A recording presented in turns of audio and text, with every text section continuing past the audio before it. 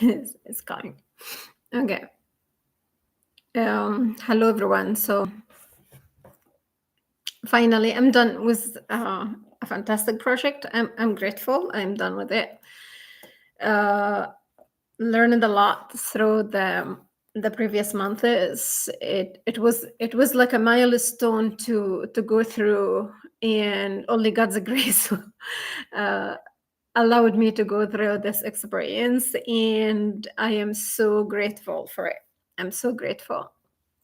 So I'm coming back to continue my anticipation of contribution to the public under the Creative Commons, and part of my graduate school, just to practice what it has been the human condition, and how culturally, socially, like we dropped so far for decades the value of life. And as every video I'm recording, I say that you are fearfully and wonderfully made. So what this mean? It gives a whole contribution from chemistry, biology to anatomy and physiology, from environmental coping, external and internal, from going through the inner. And humans are built to endure multiple of these crisis issues, unexpected, unpredicted, counter changing in the tapestry of their biological makeup, either like chronologically by age. However, aging means that it does not mean disease. However, this is for the modern life. We made, are you aging? So you have to be, you have to carry a label, you have to. And therefore, multiple of things that is within the built environment sustained that and promoted it consciously and unconsciously. It is driving from the mechanistic type form of life, artificial mostly, into the perceptual experience of humans based on place, time, people, age, ethnicity, race. Multiple factors are playing it. So when you understand the whole person, from giving it 360, what drives, we look at what drives and what it changes the function of this of these biological systems. And particularly we witness the rise of chronic conditions, stress at the top. When this stress, I explained it in the aggression matrix and in epigenetics videos. What else? So for asthma, allergies, how stress is being built up over time. Everything built up over time. It takes decades. It doesn't take one day or 1 year. It takes decades. But however, from the trauma informed, say this is the stick that broke the camel back, or this is what brought everything to collapse.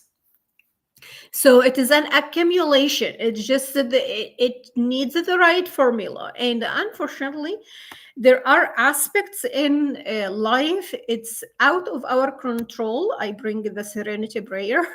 So we need it every day, serenity prayer. So we need it. So God help me to, to accept what I cannot change. So sometimes many things you are not in control of. However, you may be at certain level of your growth life or your maturity, you have been you are the sum of your experiences. So if you have a healthy life, that will show up. That will show up in how you treat yourself first, how you treat others, and how you treat the environment around you, and how you treat the world who even don't know you. So this all accumulate. If there is a majority, 70% of the population, unhealthy life, unhealthy life with all aspects, every, like from mild like exposure to traumatic events to severe traumatic events, and all this is taking toll on the biological system, and especially your mind body connection, and especially the most expensive uh, organ in God has created you, the your quantum, your um, exceeds the, it's supposed to exceed AI, but however, with the support, with all the experiences, and it eliminated from what capacities that the human brain or the human mind can be able to. And I explained before that science is can had double, the two faces of the coin. It can be used for the good for the humanity, and it can be used for not good for the humanity as well. So everything you are presented with an option, with a choice. It depends on your beliefs, your attitude. That comes part of the psychological, the psychosocial part of the equation of human condition.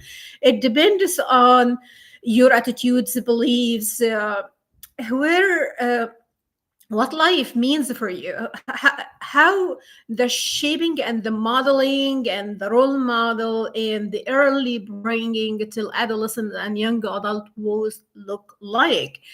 Are you wearing a mask, like you are masking, like it is, have you, how many identities you adopted to survive? From the psychology of identity, we have like tons of identities. Like it depends on the purpose for survival, like the chameleon effect. So it's a lot of layers into the human condition. But there are tangible things, or things that so obvious to the eye and majority experience them even without uh, even without like a specific explanation why they are happening, or the specific education or background they are having and why it happens, but their body keeps the scores. Their body is responding, his body is automatically carrying all the experiences from early age into where they are right now, and interpreting this as an adaptive emotion. And I said, for the metrics of pain, I'm talking about pain this time. This is part two. Yes, so here we go. Aggression, I think we reached the 15 videos about aggression, and it's still with pain. You see aggression mentioned many times in different explanation for the genotype phenotype effect. You see aggression part of it, of the pain phenomena as well. So we are not like something has no feelings or emotions or perceptions, or the way we say it is the critical thinking or the depth of understanding why this occur or why this is happening. Sometimes it is overwhelming for the person to go through it. Sometimes it can lead to fear conditioning, majority fear conditioning. Therefore, what is the behaviors that will drive this fear conditioning? attitude or already in the perceptual experience in the in the humans. I don't know. So I'm trying to. I'm grateful. I finished a big chunk of a project, so I'm grateful for that. I'm so grateful. Going through the history, I understood that many females, like over 60%, that if we would like to understand women health, we're going to bring a lots of layers into it. What you see for the biomedical model is the symptoms. The outcome for the body say, I had enough, pay attention. I had enough, pay attention. So your body's language is on molecular level, and it changes the makeup of your biology every 5-10 years. So 10 years you have a whole person, and that is why we say from the middle, like 5 years, you started to see early stages of anxiety, generalized disorder, generalized anxiety disorders, insomnia, irritability, agitation, aggression. What is it about? It's your body is carrying your intergenerational trauma, what you have inherited, and then what passed on from the mother into the fetus, the level of stress. And I stated before, from 0 to 5, the child health is calculated by the socioeconomic status of their mom. So you understand that the more stress, the more psychological, the more unhealthy lifestyle, the more toxic environments or domestic violence or all of this all passing as well, and changing the genotype. And this is considered gene expression or the phenotype, the gene environment, because it's within the womb. So it is part of the environmental, internal environment of the child development. So we are not aware. We go life like taking things like from the surface level, what is seen, what is observed. But what is seen and what is observed, this is just an only tiny indicator that something is not in alignment. Yes, we talk about alignment a lot. I'm learning about alignment, and it changed my perspective, how I can take for example, like I understood that uh, the classification of cardiovascular, for example, it has an array. What do you mean? Which one? And pathway and etiology, pathophysiology and neurochemistry and all of that. So it changed my understanding, and it brought me to a state that when females, especially, they are hormonal, their brain is changing even with pregnancy. It's the chemistry is changing because of the bonding and the attachment. And if the mom has like a very severe trauma and not dealing with it, or there is substance use involved, or there is domestic violence as well, continuum.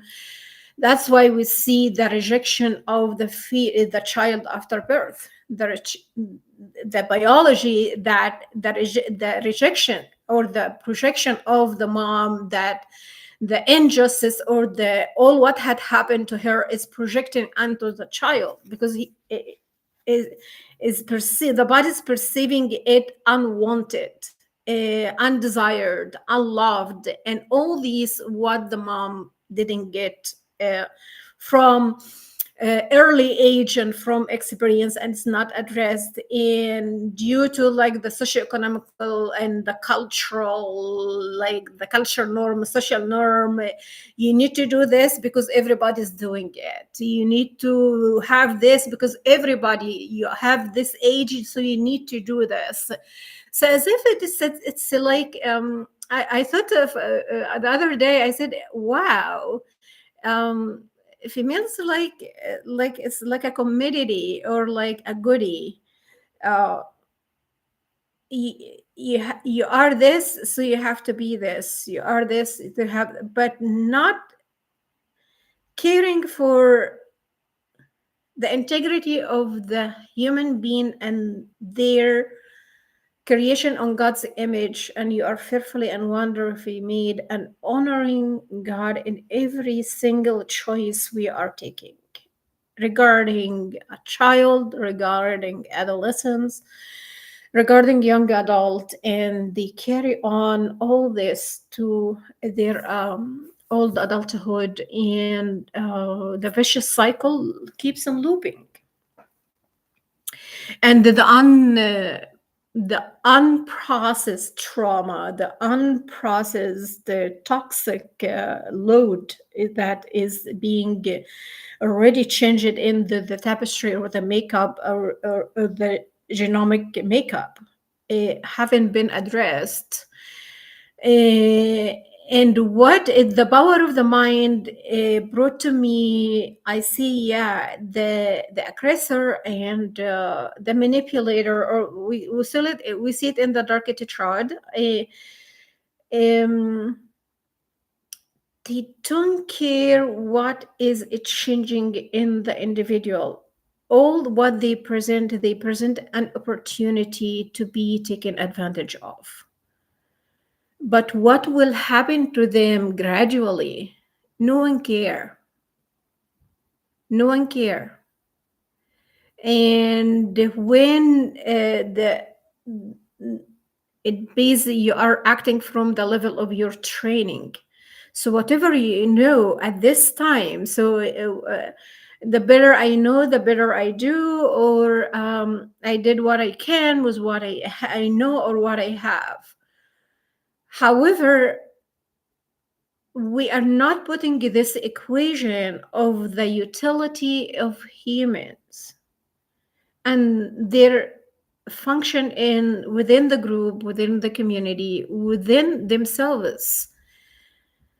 The connection between the person and their body is separated, and everybody else is being put on as a perception of who they should be or who they are. When pain started to be the norm of the everyday life, it manifests itself in a sigh, like in sometimes it can being labeled as laziness, aloof, goofy, uh, aggressive, um,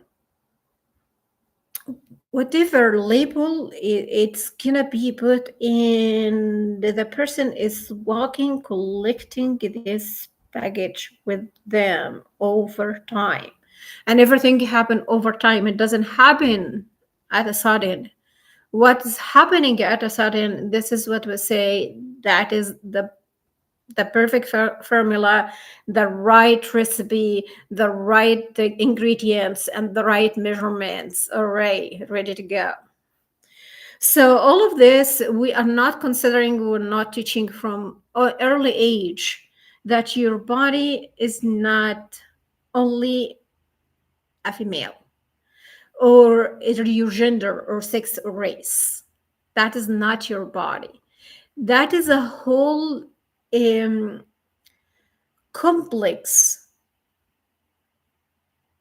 design that God has made from your brain and central nervous system, that is your brain and the spinal cord and the nerves. uh, that is your core, and it's all electropyochemistry. So it's like a machine, but a mega machine that nobody can replicate it like 100%. It is only made to be that, only to refer that God only made this the way it is. But our question is why God made it this way, for the benefit of reconstructing a life, and a life that God has given to you, and He provided it for you freely, and only ask you to honor Him in this life. But this is wasn't taught. He asked you to follow his commandment in the Old Testament. Yes, he asked you that. He asked you to follow his goodness and kindness and love and all of that, but in a way that bring fruits, and we see the fruit of the Holy Spirit. So we see it not into to getting something, it is into being. And that is what has been recently, after all the I owe it to the internet. People started to speak. People started to experience an overwhelming state of dysregulation of the central nervous system like no other. Before, it was isolated island silos, nobody knows what's happening next, and everybody think that everybody's doing good. However, over time, the internet since the 90s exposed a lot to us. However, it exposed to us the good and the bad, the good and the bad. And that increases the complexity of the human condition, because it is now digitized, it's uncontrollable, and more than we need the serenity prayer. We need the serenity prayer every single day. We are not. We are not perceived as humans like more than ever, especially if you are a female and you are not you are not having this the perfect life, or the healthy type of life. You have the all the equations that say I am safe, I am nurtured, I am loved, I am cared for, and all of that. If this not, so welcome to the pain matrix.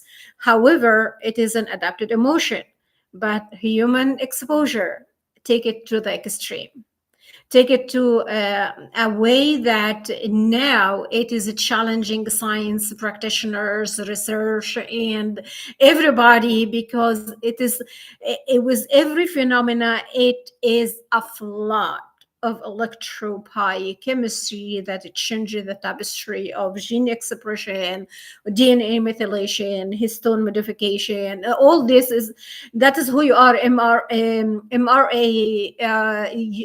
it is core. It breaks down the human and who they are. Therefore, behavior is what we see and what we experience, and it can take toll on everyone. One can be present at the moment of vulnerability or the moment of dysregulated central nervous system, a moment of care, a moment of caregiving, a moment of being around the cluster personality ABC.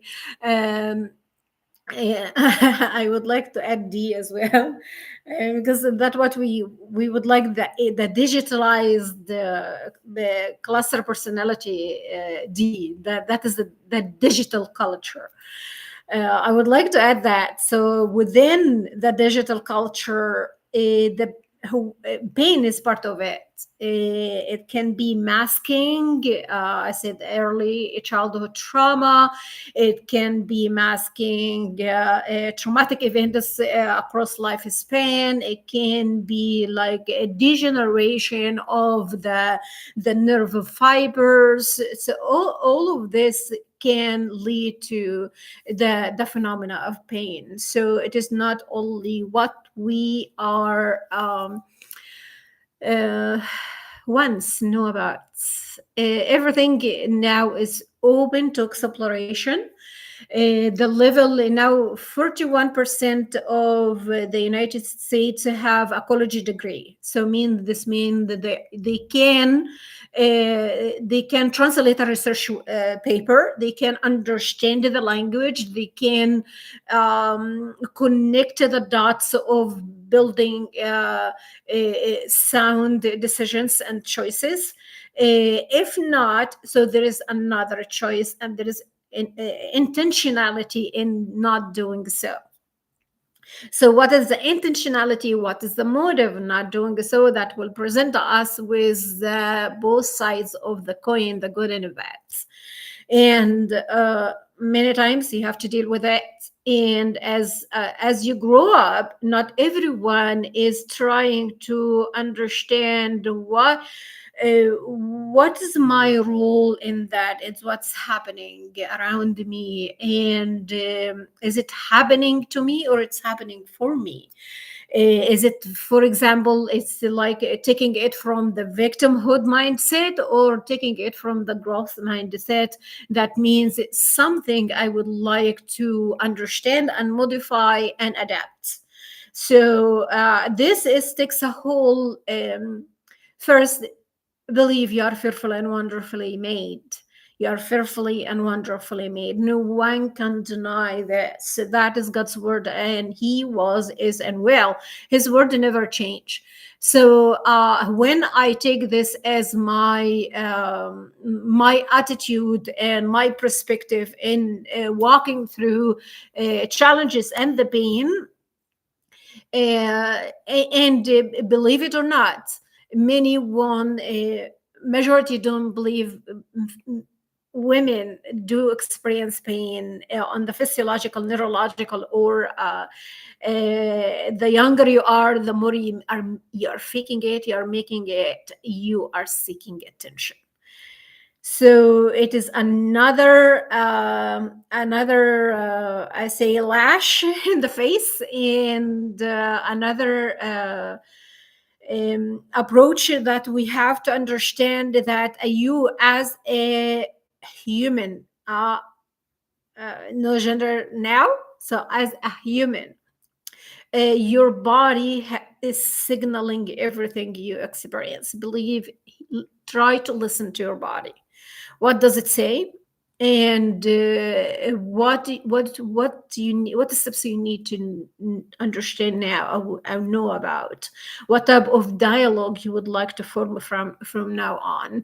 What is the step? Your next step you would like to take from now on?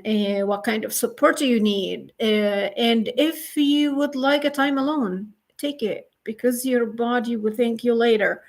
Um, your body does say a lot to you.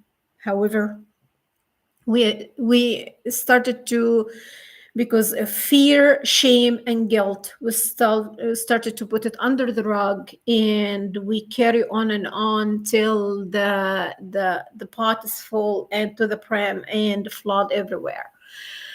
So let us dive into today. I tried to bring something. I hope it will be beneficial for somebody may listen to this video, or one day somebody will come back to it and listen. We didn't know. I want to reach more people, but I don't know how. I'm starting just to put my videos like this. I don't understand the technology so far. However, I would like to hear if you like that type. It's long videos, but it takes a whole curriculum. It takes a whole curriculum and condense it in a couple of hours or 3 hours. And so you spend like years in studying this little by little. So I'm trying to condense it and compress it in small units that uh, you're gonna pick something from it. You're gonna relate to something, or you are gonna utilize some of this knowledge, because knowledge by itself is nothing. You have to put it out there. You have to share it. You have to share the knowledge. So this is part of our life, and I have been like in a journey like 33 years, and this taught me a lot about pain and experiencing being in multiple stages, and how every time the perceived experience, maturation, adaptation, and shifting the mindset into understanding more, not why me God, but what is it about and what it's gonna teach me from here. So I will go to my I don't know today. So it is bin metrics part two, part two, and etiology and differentiation of multiple sections regarding the topic of pain. And I'd like to start with epidemiological background. Whenever we are researching a topic or understanding a specific phenomena or a disease or a condition, and my focus is the chicken or the egg, what happened first, what correlate to what associated, and what is the causation. And however, I would like to go back to the 360 and triangulation from a multiple perspective, from behavior medicine, psychology, and biochemistry, and the neurophysiology of the phenomena. So that what I I would like to focus, and I draw my foundation from. So, for example, we say that this is the current statistics, or what the phenomenon is presented on the national and global perspective. So, because we are all humans, we now the internet and the globalization allowed like many of the chronic conditions across the globe. It's not only in one place; it's across the globe, but there are higher population are higher more than others in the susceptibility based on their genetic or their genotype phenotype correlation. So in the United States, approximately 24.3% of adults reported experiencing chronic pain, defined as pain on most days or every day over the past 3 months. And this is like pain now one of the vitals. Like you have your vitals, you have your temperature, you have your heart rate, blood pressure, and glucose level, and you have pain, the pain scale from 0 to 10. So, and when the patient say, yes, I experience pain this, we believe it, we take it as it is said, one not negotiating, and pain not negotiable. So in 2023, in the same year, about 8.5 of the US adults had high impact chronic pain, that is pain that frequently limits life or work activities, especially with temperature. This was for chronic conditions like arthritis or rheumatoid arthritis or autoimmune or things like that. Winter is more breaking their body than any other body, and it is invisible. It is not something seen, and that is why many female, they say you are faking it, you are good. So earlier data from 2016 it's estimated that that roughly 20% point four of the U.S. adults had chronic pain, and 8% had high impact chronic pain, with higher prevalence in women, older adults, people with living in poverty, and rural residents. Globally, prevalence estimated that are higher still. A systematic review found the mean global prevalence, this is a statistical analysis, of chronic pain about 30.3% higher or lower than 11.7% across 34 countries for adults, and even higher, like roughly 33.9%, equal or higher than 14.5% in lower human development index countries. Chronic pain is persistent, and a recent National Institute of Health study found that among US adults with chronic pain, nearly 61.4% still reported chronic pain in a follow-up 1 year later. The burden is large. For example, in one report, 50.2 million in US adults, roughly 20.5%, were estimated to have chronic pain, with annual productivity losses valued near 300 billion. And if we look at the epidemiological, it is not only the statistics and the numbers, it present as well the high cost of disease on the whole economy, or the economical impact.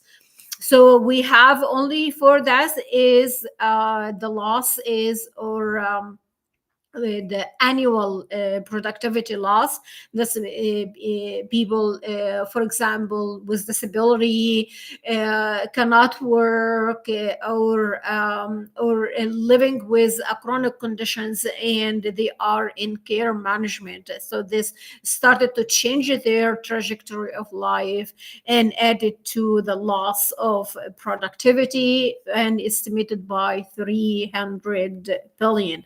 And every condition, I like to see, okay, what is the annual cost that is being lost in this condition. And if you take every condition, they can build a whole economy, they can build a whole different economy, and a good one. It will provide, as I say, um, uh, um, a modest life, a life with integrity for everyone. But however, how chronic illness and psychiatric conditions, how uh, the increased rate of disabilities is taking a great portion of the whole economic metrics, or the makeup. So we have to understand that it is not only the quality of life or the well-being, there is a price everybody is paying as well. So why it matters, as including public health and quality of life, well-being, and mind-body connection.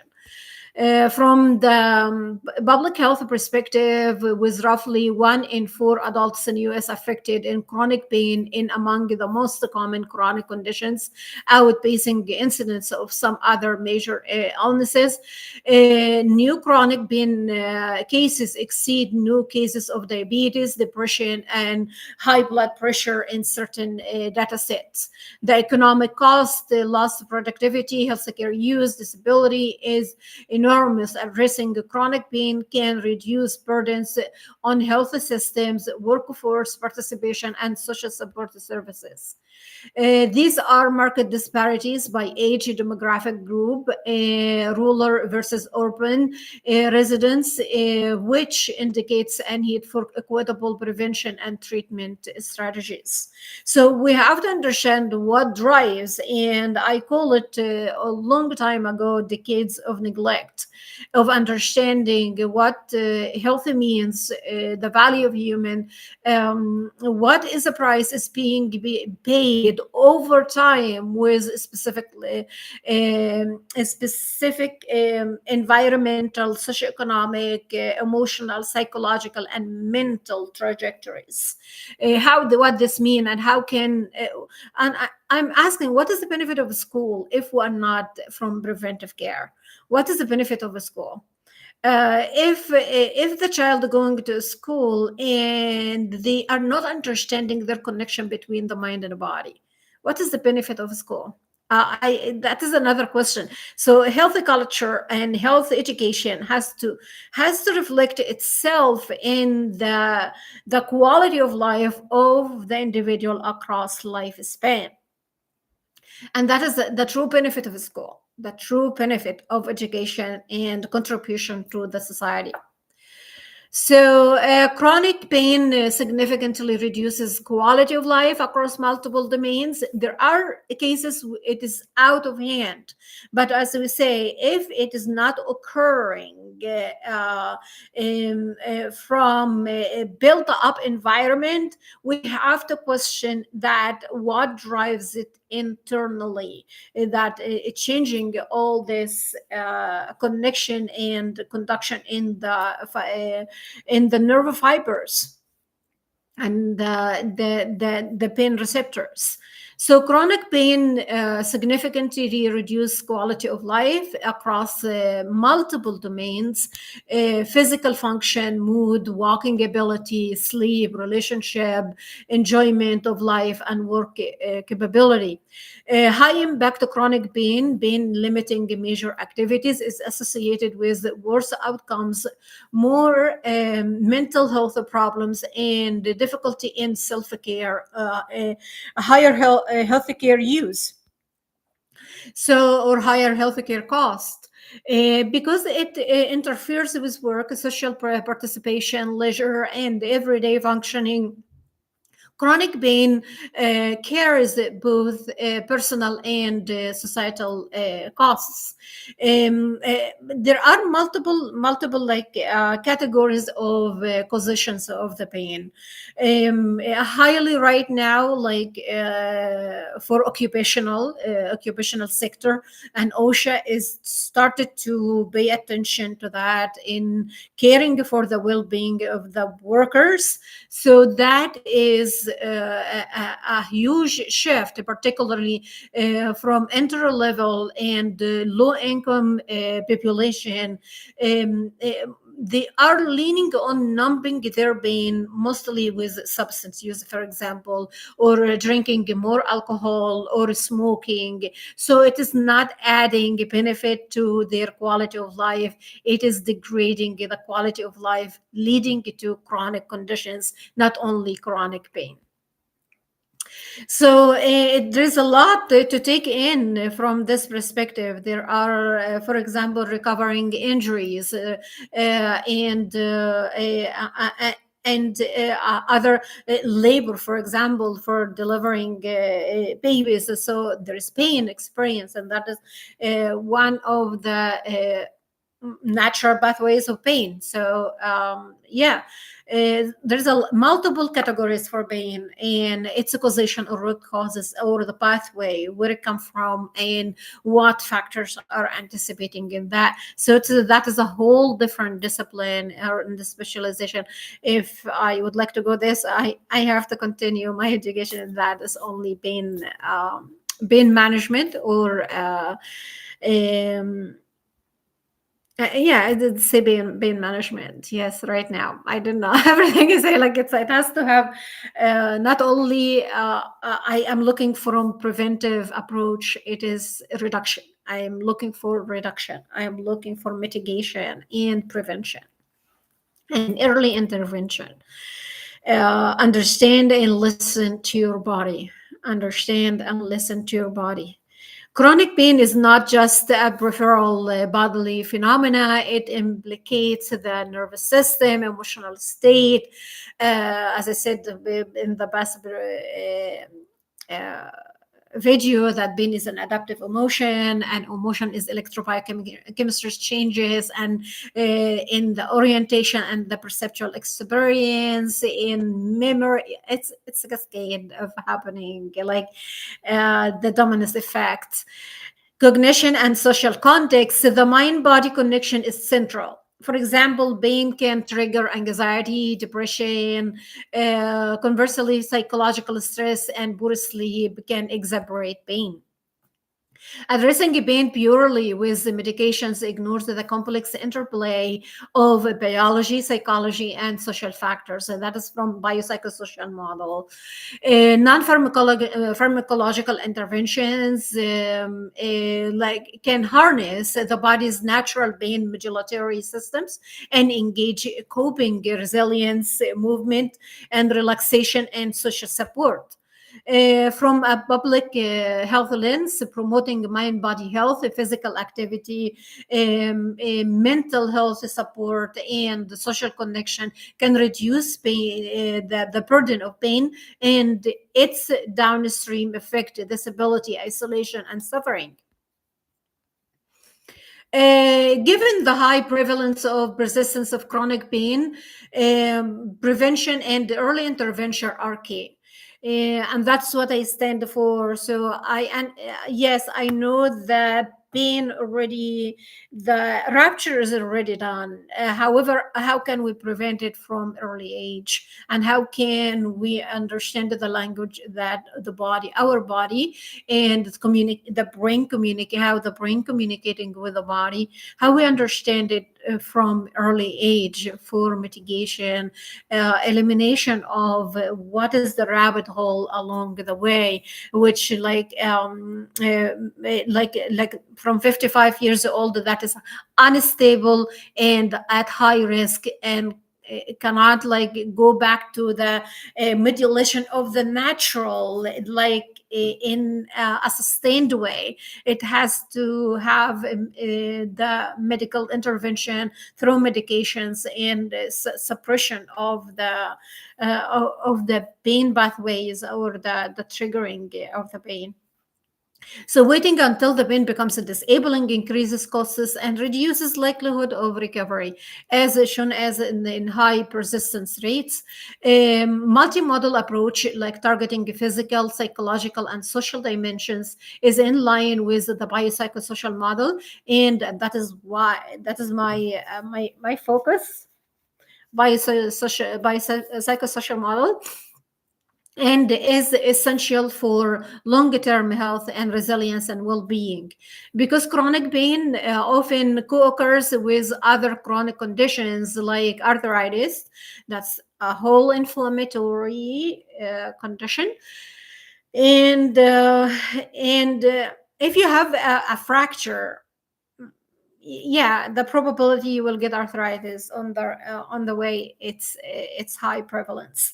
Back disorders, diabetes, and mood disorders.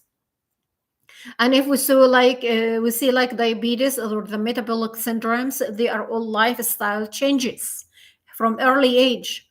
Know your susceptibility, your vulnerabilities, and address them and adjust, adapt, and modify, strategize for a healthy choice for your life. Even uh, highly in sleep, sleep modulation, is sleep nutrients, yeah, of course, the physical activity. uh, it takes like micro behaviors every day that will say, I choose a better me today than yesterday. That does not mean that the condition will disappear. No, how I learn from it, how I cope and adapt, and how my body, brain, and mind communicating together, not from the sustained point of pain, but for we are here better today than yesterday. So that is we call it the positive cognitive connotation, that you're gonna bring it to yourself. Nobody will able to give it to you. It is feels the difference when you give the message to yourself. It has power. It has affirmation that you are telling your body, I am not giving up on you. I am here for you, and you are fearfully and wonderfully made. So we're here to walk this journey together. When this connectedness started with you, you're going to see everything around you completely different.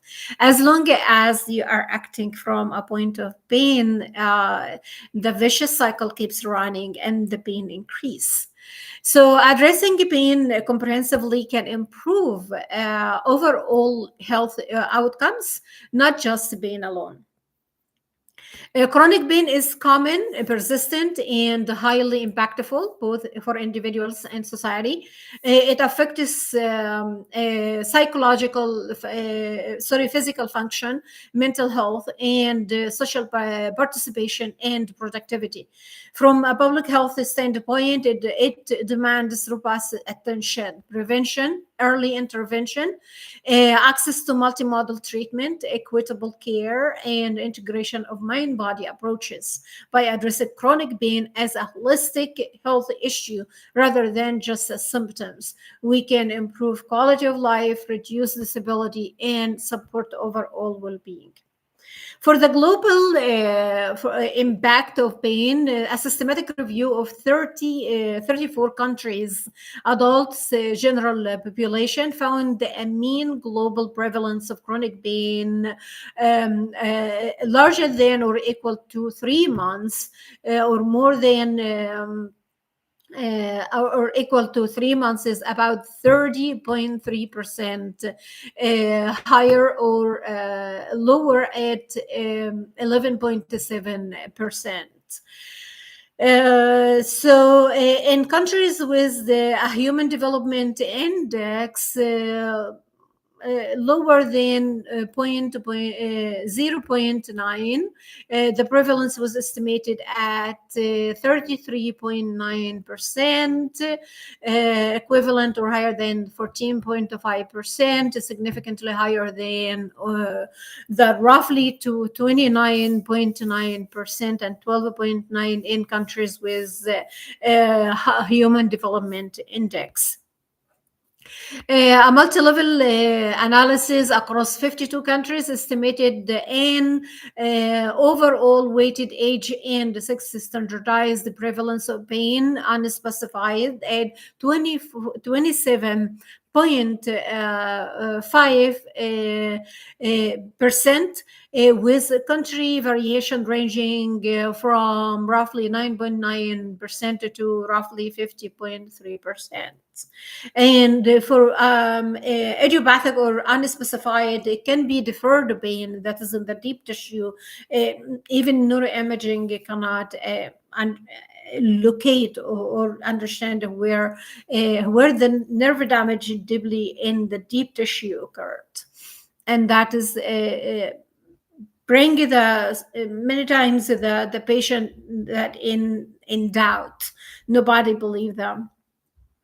So for low and middle income countries, especially the prevalence of any type of chronic pain in general adult population was roughly 33% and 95 coefficient, and 26 to 40%. For elderly, the prevalence rises into higher, roughly 56%. Specific pain types like low back pain, and it can, with some women, low back pain, it can depression or cardiovascular issues. So or lifestyle issues. So it brings into another the it's between yes or no, which bring the patient to doubt as well. So roughly 18%, 14.24% in general adults. For chronic widespread pain, a meta-analysis found that prevalence roughly 9.6% globally in the general population. A modeling study projects that by 2050, over 800 million, 800, that's almost 1 billion of the population, people globally will be living with a low back pain, an important major contributor to chronic pain burden. About 36% increase from 2020. That's not an easy number. Another forecast, a report of chronic lower back pain, projected that in the major 7 markets in US and European and UK and Japan, there are 4 markets in Europe, and UK and Japan, the total diagnosed prevalence cases roughly 67 million in 2020. That is high. Will continue to rise by 2034. Additional commentary estimates that suggested that 2 billion people worldwide may suffer from chronic pain. So that increases and escalating the severity of the issue when we are talking about pain, and with a lived experience and increasing the a low level of quality of life. The projection of roughly 843 million people globally will with low back pain by 2050 underscores a massive growth in burden driven by demographic changes, aging population, and now we say aging in place because of the global burden of healthcare cost started to shift the structure or the policies toward aging in place. So how can we create communities that promote aging in place? And what programs, what grants, what pathways we can guide, educate, and sustain this approach, so we are over time, over the 5-10 years or the 20 years, we are reaching a solution for the aging population and with low birth rates. So this will make the imbalance in the workforce and the economic as well, and how the structure or the infrastructure of maybe I'm thinking like this, maybe AI, that is what the projector of the aging population. So we are working far ahead. So when we reach this amount, we already understand that automation of the world is the solution to bridge the gap between aging population and the low birth rates, and jobs needs to be done, or the the country or the region or the world needs to move on. So how to do this? So this is part of the change in the economic equation regarding health and disease as well. Urbanization, sedentary lifestyle, and rising musculoskeletal conditions. And but I mentioned before, your brain is a selfish organ, and it takes some it weight like 2% of the body weight, but it consumes from 20-25% of the energy. So if the brain doesn't find the energy, it has to be metabolized. It's absorbing it from your musculoskeletal, increase pain.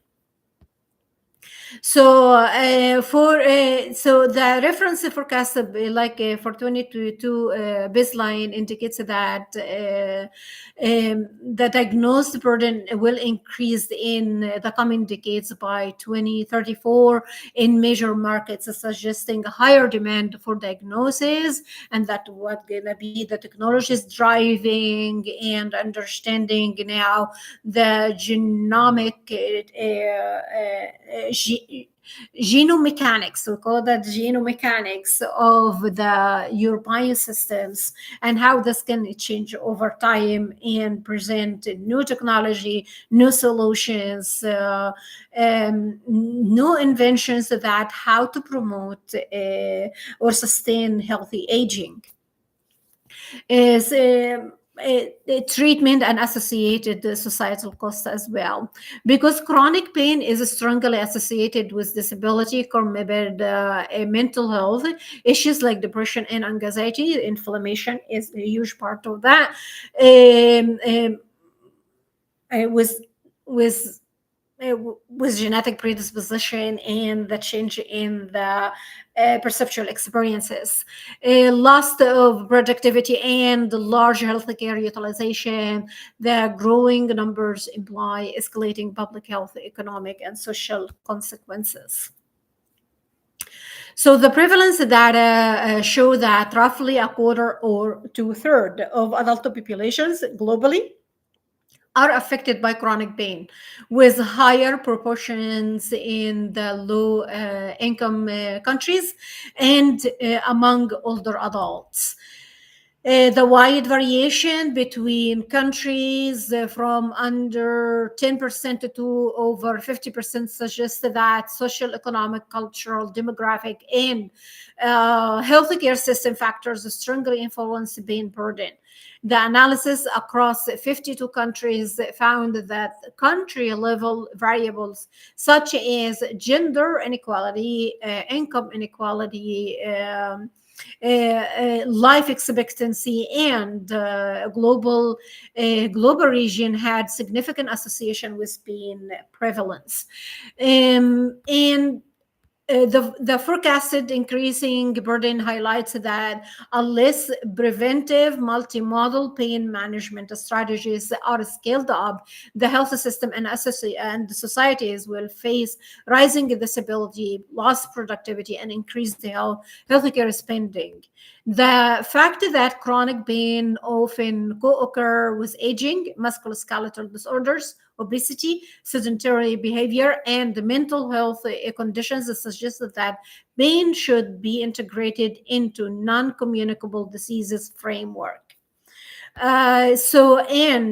Treated as an isolated symptoms. So because it has multiple categories: the causation, the association, correlation, and what are the main drivers of the pain. So it has a whole different um, it is like now they are doing we say sleep institutions, sleep studies institutions, research based, and inpatient, outpatient, and partial hospitalization. They are building new modalities, but using one of the factors that has a great effect on health and can drive multiple other targets. So like sleep, nutrition, we see now the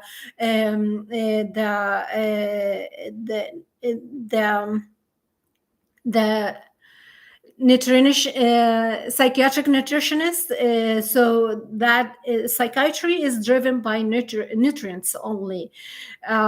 We see now complementary and alternative models for those who are treatment resistance.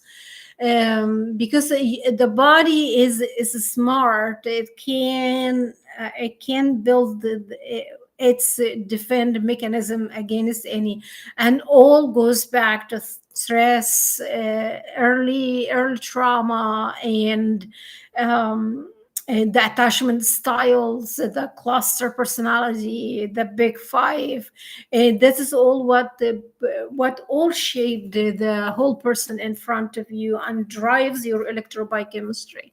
And that is not one size fits all. It takes a village to address one pathway. So, because of its high prevalence, persistence, and impact on quality of life, chronic pain is a major public health priority. Addressing it has implications for mobility, employment, mental health, social participation, and overall well being. So, I want to move to another. This is the epidemiological, or the statistical, or the prevalence, or what the phenomena looks like from those who are stakeholders, policymakers, legislative regulators, and how can we communicate this as a reflection on lifespan, health span, quality of life, and well-being. How chronic pain can anticipate with comorbidities such as chronic conditions or psychiatric disorders. So how can we associate all of that? What drives and what intention and what motivates all of this? So we go back. So when we start a study, we have to see the numbers. We have to see its national and international impact on overall. Okay, what this presented us with. What is the outcome of this analytic, in-depth analytic, complex. Complex parameters and variables. It takes a whole complexity level of calculation. And how can we interpret these numbers into what we are presented with right now? And this presented that as we, and okay, from what interdisciplinary, multidisciplinary, there are multiple modalities, transdiagnostic, precision. Now as precision is competing between, especially in institutions in Europe, they are competing in, especially in the biomedical and neuroscience projects. They are competing on addressing the root causes on a molecular level, and they are competing on that with finding like natural antibodies, or how the body can, or CRISPR is now is it's another blessing in disguise, or it's presented the good and bad in the human condition. So we are now globally, the brain project, 168 countries are, just to understand the brain genome and make the brain matrix. So that is, and now we see the generated imaging on this technology, how the brain, how the wires, how the central nervous system and the firing, and yeah, it's really interesting. It's really cool. So there are many people that are working so hard on improving technology, improving treatment methods, presenting new models, new approaches in treatment and management. We would like to focus on the early intervention. How can we do that? So, from another piece of my perspective in understanding a human condition is the etiology of the disease. So, I'm gonna go through a quick etiology. That's like one of the pathophysiology analysis of it. So etiology pain is a complex multifactorial experience that can arise from tissue damage, nerve injury, or dysfunctional pain processing in the nervous system. Etiologic categories include nociceptive pain due to activation of nociceptors by tissue injury like trauma, inflammation. And the inflammation is part of the immune system is fighting like to for healing. But however, other factors when they are taking place, and it prolonged, the low grade inflammation or chronic inflammation is not good for the brain and the nerve tissue. Neuropathic pain resulting from damage to the peripheral or central nervous system, like in diabetic neuropathy or post-therapeutic neuralgia. Nasoplastic pain arising from altered nociception without clear tissue or nerve damage, like fibromyalgia. This is an autoimmune. International Association of the Study of Pain presented a focus on autoimmune and pain correlated is really interesting. And there are many biomarkers now are being understood than ever.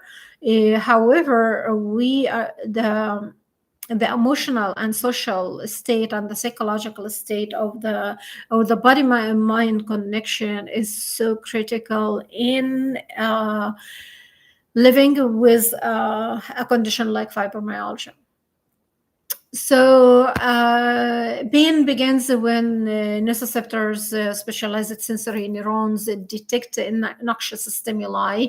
Signals travel via A delta and C fibers. So these are the nerve fibers to the dorsal horn, the spinal cord, where neurotransmitters such as glutamate and substance B activate ascending pathways to the thalamus, the somatosensory cortex.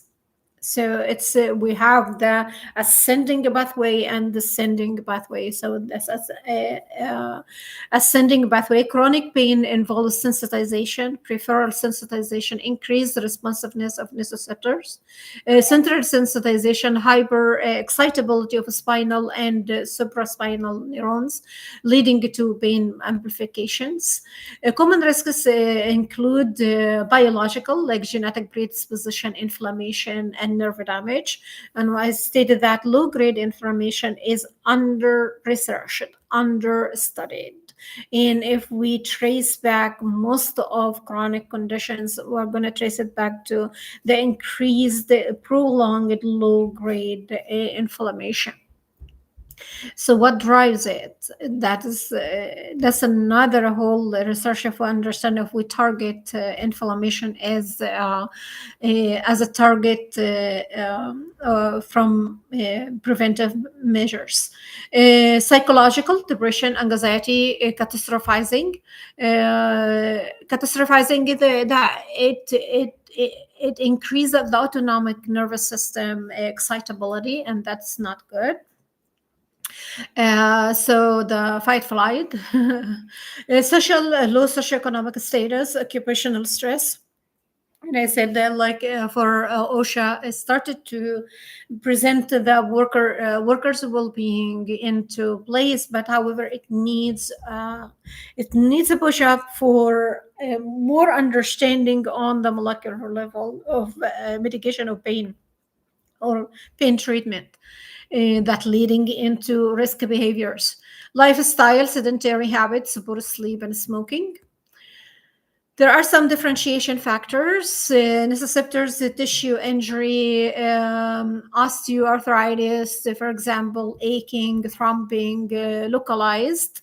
Neuropathic nerve injury, like the diabetes neuropathy, burning, shooting, pain, or tingling. And that's when that is the language that is given to the expression of pain. Nesoplastic, altered processing fibromyalgia, widespread diffuse and fatigue associated. Women generally report a greater pain sensitivity and lower threshold compared to men. Biological, hormonal, and psychosocial mechanism contribute to their increased perceptual experience of pain. Hormonal influence: estrogen modulates nociceptive transmission, and may heighten pain during certain menstrual phases. Neuroimmune differences: microglia activation pathways differ between sexes in influencing chronic pain development. Psychosocial factors: women are more likely to communicate pain and seek care, while men may under report due to culture norms. So here, the early encounters with pain: neonatal circumcision, infants, this is culturally or religiously affiliated, exhibit physiological stress responses, indicating that pain perception begins early in life. Childhood immunization: early painful experience can shape later pain responses and anxiety toward the medical procedures. The fear response and the fear conditioning from many things. So the neurophysiology of pain is a complex sensory and emotional experience associated with actual and or potential tissue damage, serving as a vital protective mechanism. And if you would like to learn more, I recommend the International Association for the Study of Pain, or IASP 2020. The neurophysiology of pain involves an intricate network of peripheral and central neural pathways, neurotransmitters, modulatory systems that collectively encode, transmit, and modulate nociceptive signals. Understanding this process is crucial for effective pain management and the development of targeted analgesic therapies. Pain perception begins at specialized sensory neurons called the nociceptors, which are free nerve endings located in the skin, muscles, joints, and viscera. These receptors are activated by mechanical, thermal, or chemical stimuli capable of causing tissue injury. So for A delta fiber, lightly myelinated, fast conducting fibers, so from 5 to 30 milliseconds, and that transit sharp and well localized first pain. C fiber, unmyelinated, is slow conducting, so myelination is speed that communication. Unmyelinated, there's a slow conduction. Slow conducting fibers from 0.4 to milliseconds, that mediates dull burning second pain. Different nociceptors express ionic channel such as TRBV1 for heat and capsaicin, and this is one of the Nobel Prize. The red pepper or the red chili, the hot pepper, the red hot pepper is now a target for pain medication, as a pain medication. So ASSICS acid sensing ion channel, and B2X receptor for ATP, that is for the mitochondria, and ATP for the generating the energy through the body, which convert noxious stimuli into electrical impulses. When activated, nociceptors undergo depolarization, leading to the generation of an action potential. So when you understand that here is the stimuli, So the stimuli got from this an external stimuli. For example, so this is activating the nerve fibers. The message is getting into the brain, and there is electrochemical action taking it. We call it the action potential. And or what how we say it, that what wire together fire together. So this the generation of an action, and that is when the axonal signaling, or the axonal signaling occurs. So in here, and mostly the myelinated neurons, or the myelinated that transfer the communication faster. Inflammatory mediators such as bradykinin, prostaglandins, and substance B and histamine further lower the activation threshold of nociceptor, a process known as peripheral sensitization. So you have this is an electrobiochemistry action is taking place, and specific biomarkers are collaborating to present a response to the stimuli. So here, once generated action potential are transmitted from the periphery to the spinal cord dorsal horn through the dorsal root ganglia neurons. At the dorsal horn, nociceptive fibers synapse primary in laminae 1 and 2 and 5 of the at the gray matter. Here they release excitatory neurotransmitters, glutamate, substance B.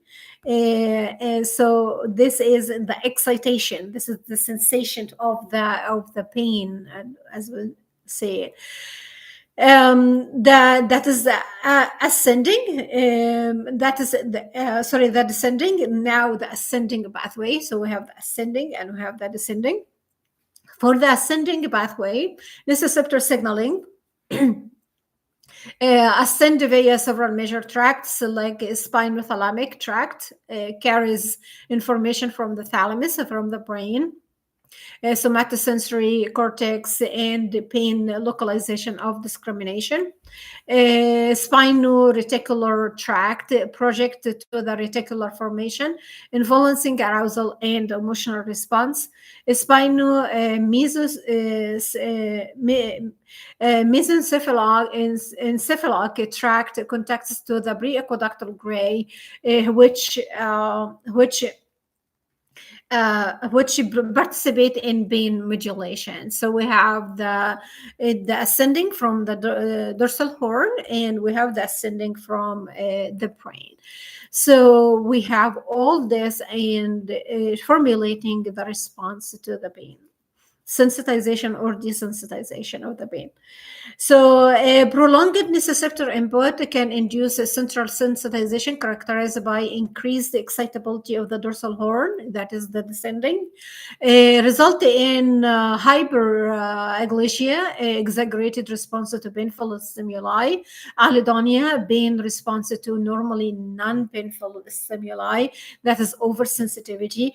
It is the memory, it is the perceptual memory that once this occurs, or even it doesn't touch or doing anything, you are feeling pain. So this is part of the perceptual experience. And so the memory is coming back, and the brain doesn't know it happens or not. It happens, so it activates the same pathway of generating the pain.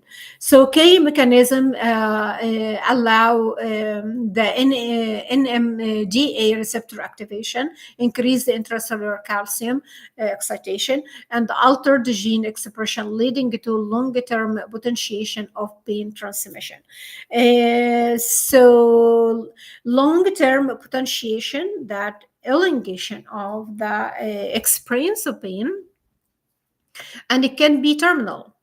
So pain perception is not purely passive. It is actively modulated by descending inhibitory and facilitatory pathways originating in the brain stem. Preaqueductal gray integrates input from higher cortical areas and activates the descending pathways that is in your spinal cord in the dorsal horn. So rostral ventromedial medulla contains on and off cells that respectively facilitate or inhibit pain. It's the switch on and off that for it to facilitate or inhibit pain transmission. So it is a switch. So Lucas Coriolis, neuroepinephrine, of course. So provide, but this Lucas Coriolis is with your keeping with the challenge. Yeah, keeping with a challenge. So it infuse neuroepinephrine. So provides neuroadrenergic inhibition at the spinal level. So neurotransmitters, key inhibitory neurotransmitters for in pain modulation, including serotonin, norepinephrine, endogenous opioids like endorphin, the feeling good, enkephalins, and dynorphins. So we have this act on mu receptors, the MON delta receptors and opioids receptors, alpha 2 adrenergic receptor and 5-HT1A. The mu receptors in all over your body, and that is works with opioid cannabinoids. Your natural opioid receptors or your natural opioid infusion receptors to suppress nociceptor signaling. Chronic pain represents a failure of normal pain modulation. So we exceeded the threshold in the tolerance status. So near persistence stimulates leads to synaptic reorganization in the dorsal horn, microglia and astrocytes. And astrocytes, that is the immune regulation, activation, releasing pro-inflammatory cytokines, interleukin 1 beta and tumor necrosis factor, and these are one that the major master player of the zombies having a party. So see, they are here to help, but sometimes the prolonged state of long-term potentiation, increased inflammation, or prolonged from prolonged sensations of pain and inflammation, increased inflammation, started the excited toxicity load ratio is starting increase and the allostatic load increase. And that can alter as well the gene expression and what is your genetic predisposition. So you can see from metabolic syndrome, even increase the susceptibility to cancer as well. And I don't know, and other psychiatric, very severe psychiatric conditions. It based on the change in the electrobiochemistry and what already taking place and how the body is reorganizing and remapping the cellular mechanism. Just the norm, as I stated before, the cells say this is the norm, and replicate, yes. Epigenetic changes altering gene expression in pain pathways. These changes maintain pain even after the original injury heal. Because we have the body keeps the score, the body, the memory already embedded, the experience already embedded. Just thinking of the experience itself, the body think that is really living the experience. Imagine, that's why we say pay attention what you pay attention to. pay attention to your attention. What you give attention to, it takes a place, and the body or the brain think it is real, it is occurring, and it is happening right now. It didn't happen like 20 or 10 years or 5 years. It happened right now. And the body go into the physiological state of activity, and the body keeps the scores. So contributing to disorders such as neuropathic pain and fibromyalgia. Pain is not merely a sensory experience. It also engages affective, that is emotions, passive and negative and positive. So it is like the molding of what is the lived experience.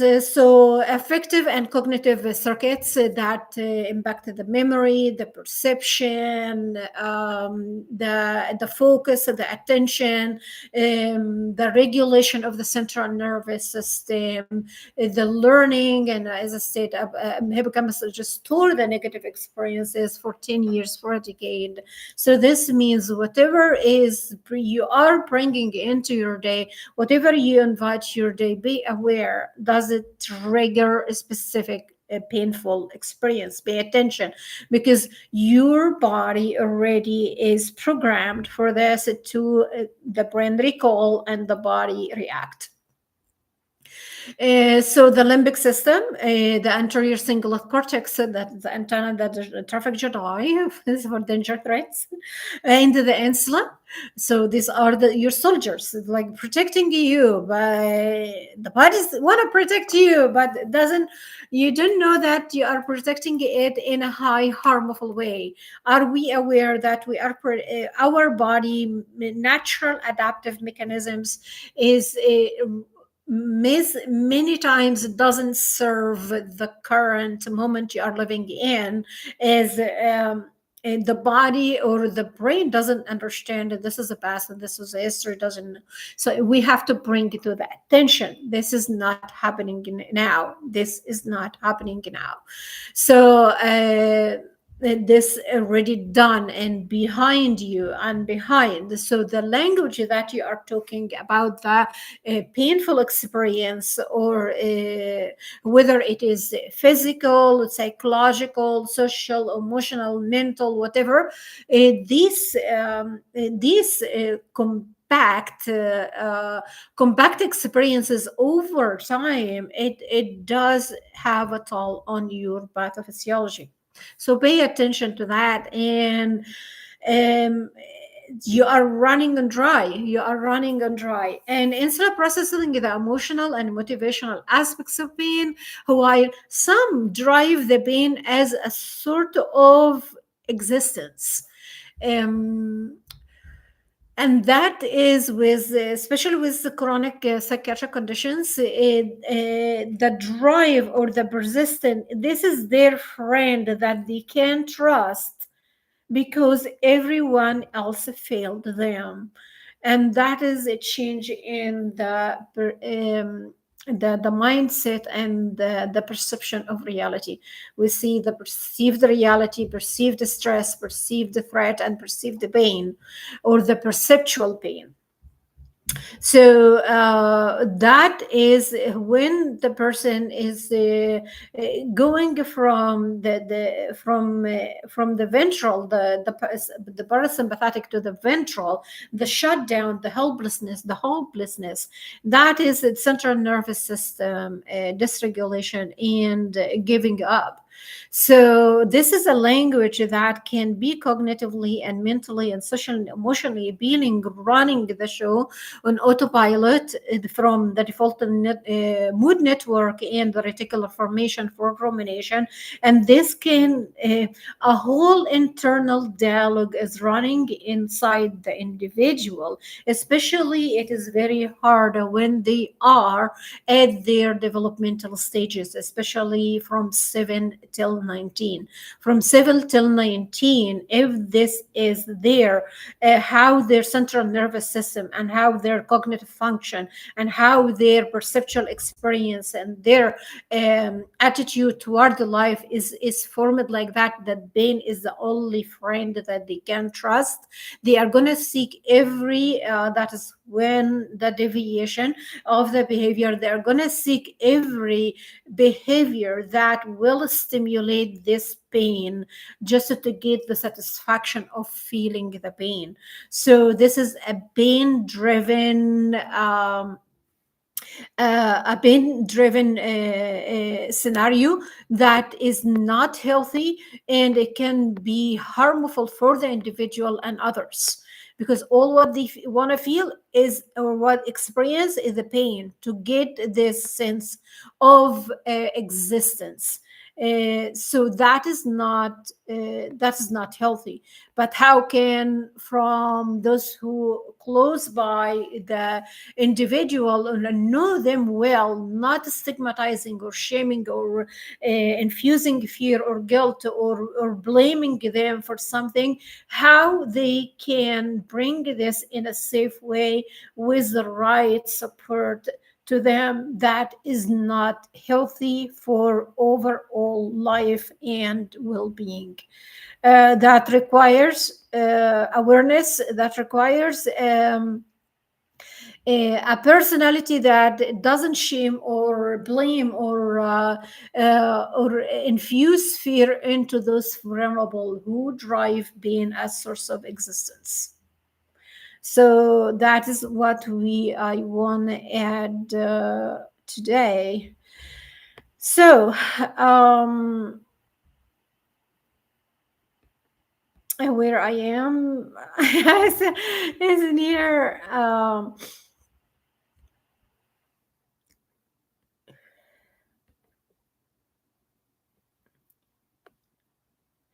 okay, so we go to the chemical mediators of pain. So as I said, stimuli, the feeling, the thought, the event, the whatever it is triggering the infusion of pain. So it is based on the type of the memory or the type of the event. That's going to be either the descending pathway or ascending pathway. It's from your spinal cord into your brain, or into from your brain into your spinal cord. So whatever it is, and it's for all over the body, and the body keeps the scores. So we have here multiple mediators or mediators in the experience of pain, and the first one is for in the injury for inflammatory and immune cells release a variety of chemical mediators and that activate or sensitize nociceptors. The phenomena has known as inflammatory soup. Includes prostaglandins and bradykinin and serotonin, histamine, ATP, substance B, and cytokines. Prostaglandins derived from arachidonic acid through the cyclooxygenase or COX pathways. Prostaglandins, especially BGE, do not directly cause pain, but sensitize nociceptors to other mediators by increasing the CAMP and activating protein kinase. Does a lot to the cell. That's what I learned. So this mechanism explains the analgesic action of NSAIDs. Which inhibit COX enzymes and reduce prostaglandins synthesis. Bradykinin, especially with inflammatory diseases, bradykinin produce the kininogen and chelacarin, is a potent algogenic or pain-producing peptide.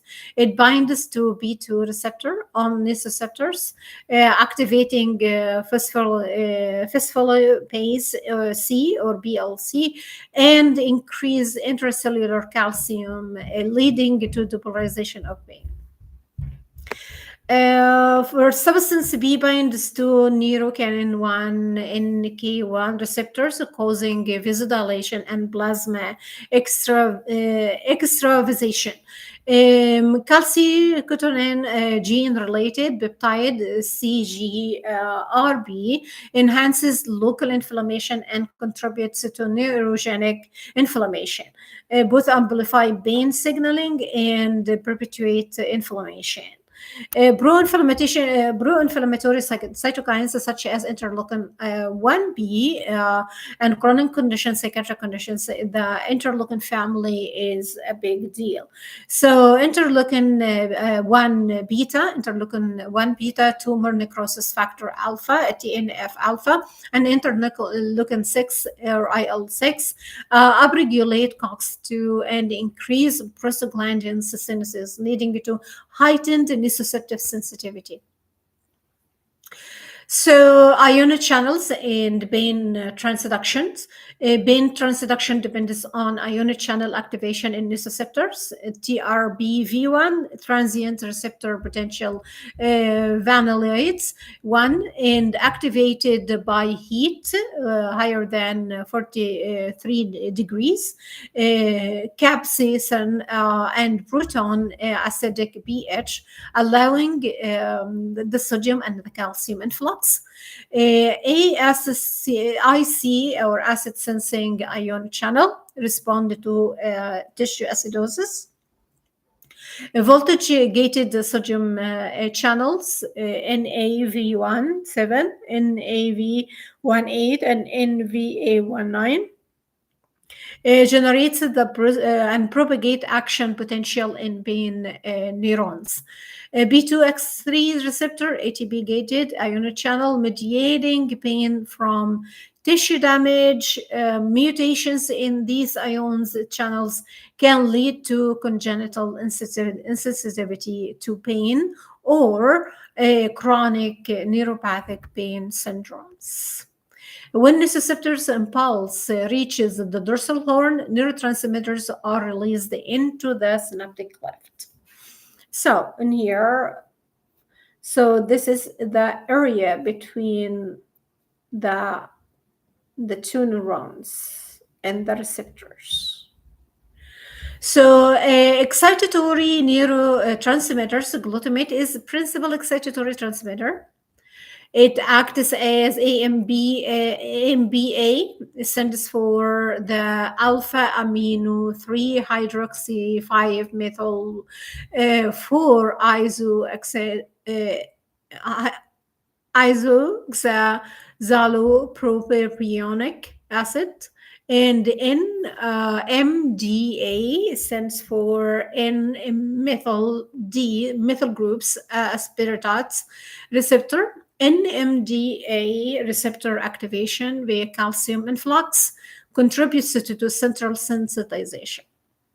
Both AMPA and NMDA receptors are types of ionotropic glutamate receptors that are activated, that's excitatory, by the endogenous neurotransmitter glutamate, excitatory, but they have different properties and functions such as ion permeability and activation kinetics, which can be distinguished experimentally by their response to these specific synthesis compound. Aspartate also participate in fast excitatory synaptic transmission. Substance B originally stood for preparation or powder, as it was uncharacterized substance in powder form when discovered by von Euler and Gaudium in 1931. It is an 11 amino acid neuropeptide that belongs to the tachykinin family. The CGRP produce prolonged depolarization and modulate synaptic strength.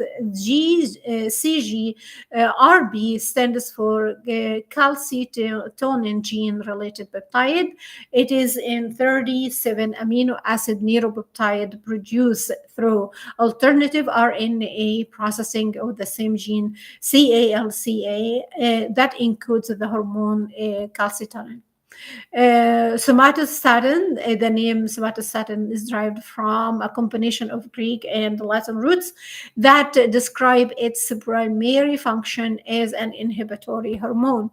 Somato comes from the Greek word soma, or meaning body, and that is we see the dendrites. This is the soma, this is the body, this is the cell body. Statin is a suffix indicating an inhibitor or a substance that causes something to stand still or stop.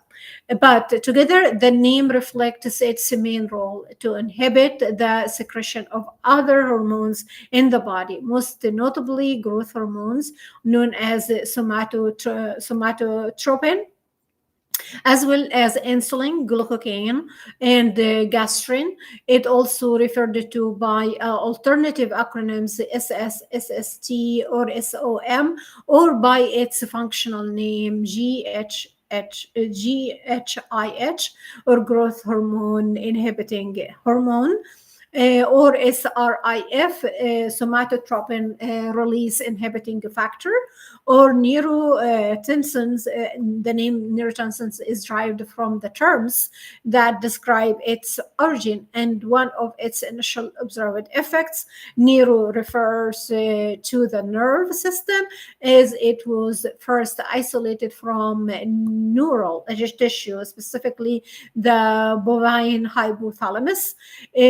Tension related to the word tension, or tension, as it was identified based on its ability to cause a visible vasodilation or reduction in blood vessel tension in anesthetized rats when first this anesthesia first discovered. It is neuropeptide that act as a neurotransmitter in the brain and a hormone in the gut.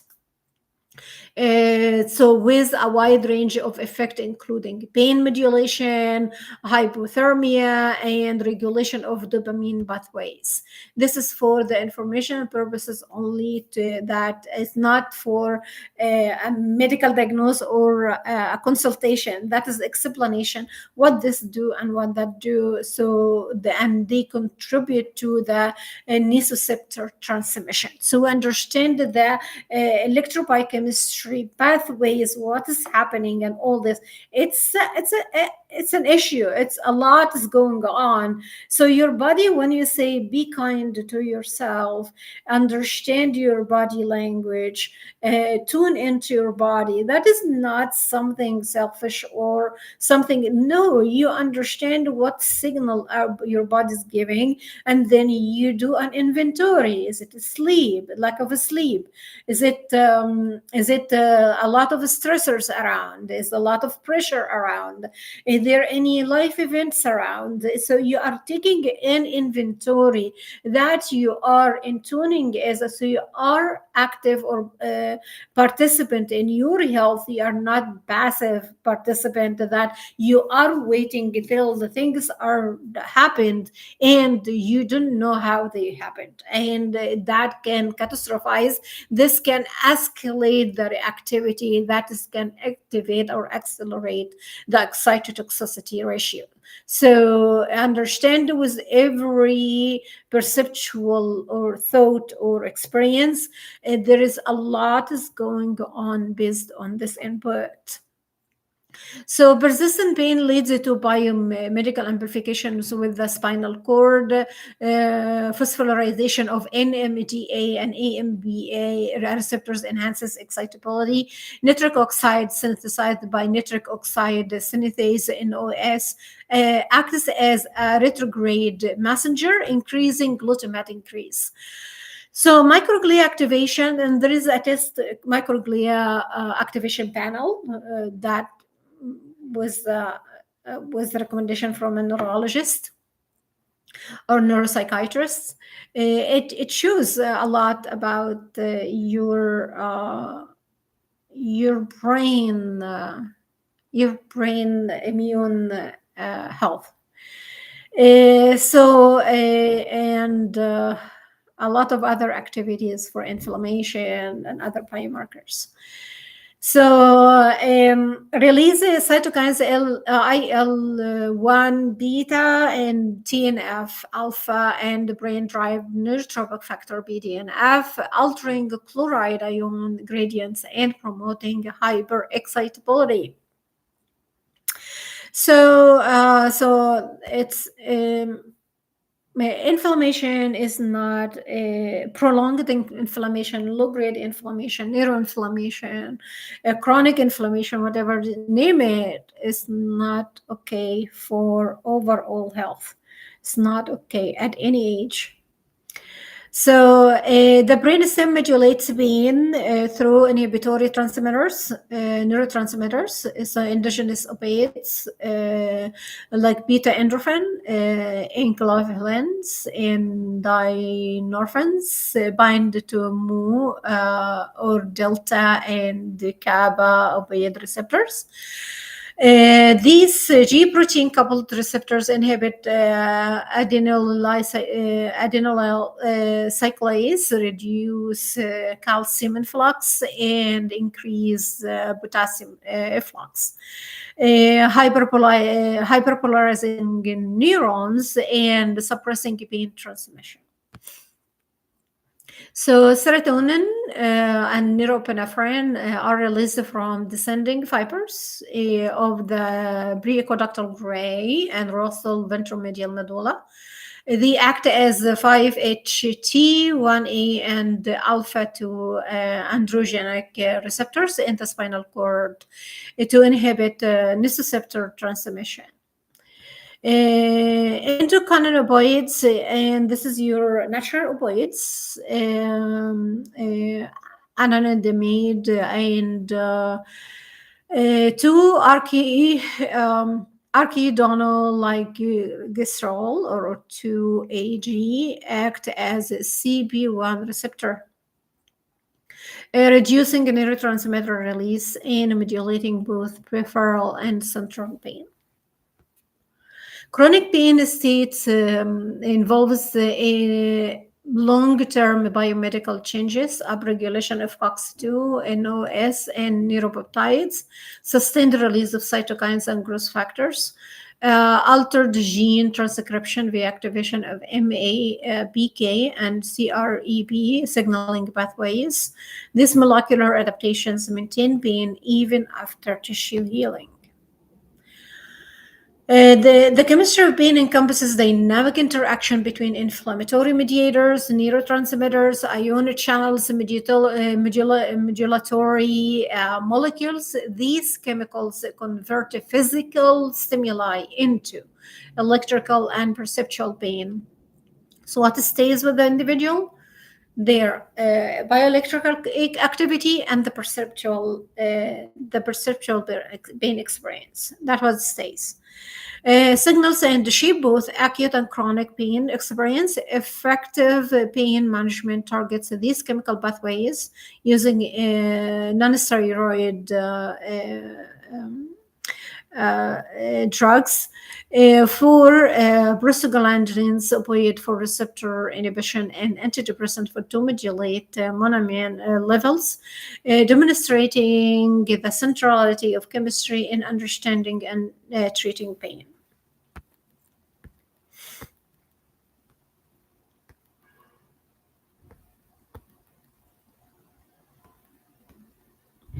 There is role as well to dopamine, known as for its role in reward and motivation, and that is heavily in risky behavior and addiction. So we see dopamine systems it's supposed to give you a spike for doing good thing, but it can shift into other dopamine 1, 2, 3, 4. So it depends which one is highly active. also play a significant role in pain modulation, particularly in descending pathways. This regulation of dopaminergic pathway has been implicated in the transmission of chronic pain. GABA, gamma aminobutyric acid, and glycine. They are major inhibitory neurotransmitters in the spinal cord. They act to dampen pain signaling, and their function is crucial for health and is important for healthy pain regulation. Um, so pain, especially chronic pain, is significantly impacted the individual's behavior.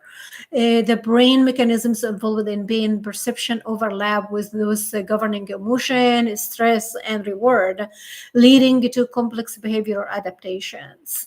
Behavioral responses to acute pain, physiological pain, serve as a protective function, and that is an adaptive emotion, prompting immediate avoidant behavior to prevent further injuries.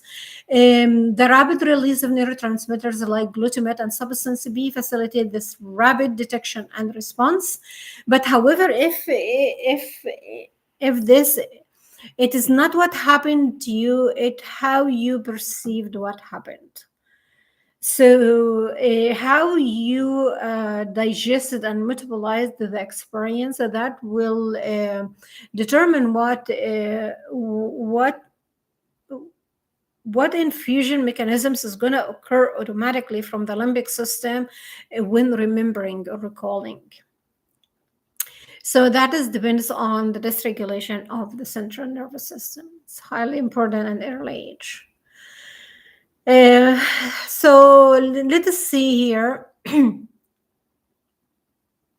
The rapid release of neurotransmitters like glutamate and substance B facilitates this rapid detection and response. So next time, let's not avoid. So being avoided, being is gone. But for some, especially that is embedded in the cell membrane, it's different. So we have to understand what is the perceptual experience from the person. That's why from the precision, it is individualistic. It is lived experience. It is based on the perception of the experience based on the person themselves, not overall diagnosis or what we perceive that happened, so that will follow. It's not predictable anymore. It's not a predictable model.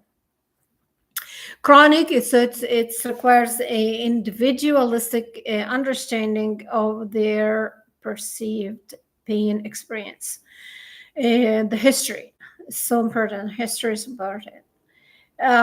So in chronic pain, the nervous system undergoes significant plasticity and long-lasting changes. This can lead to central sensitization. One of the doctors said that your brain, your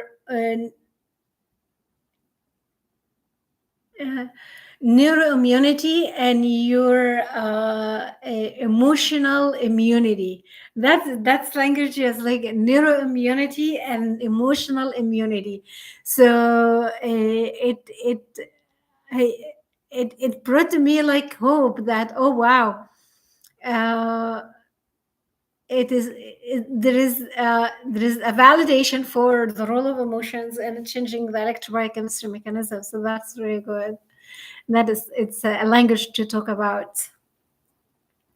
So here, this changes. See, so my apologies. So this can lead to central sensitization, where non-noxious stimuli are perceived as painful allodynia, and the responses to noxious stimuli are exaggerated, hyperglycia.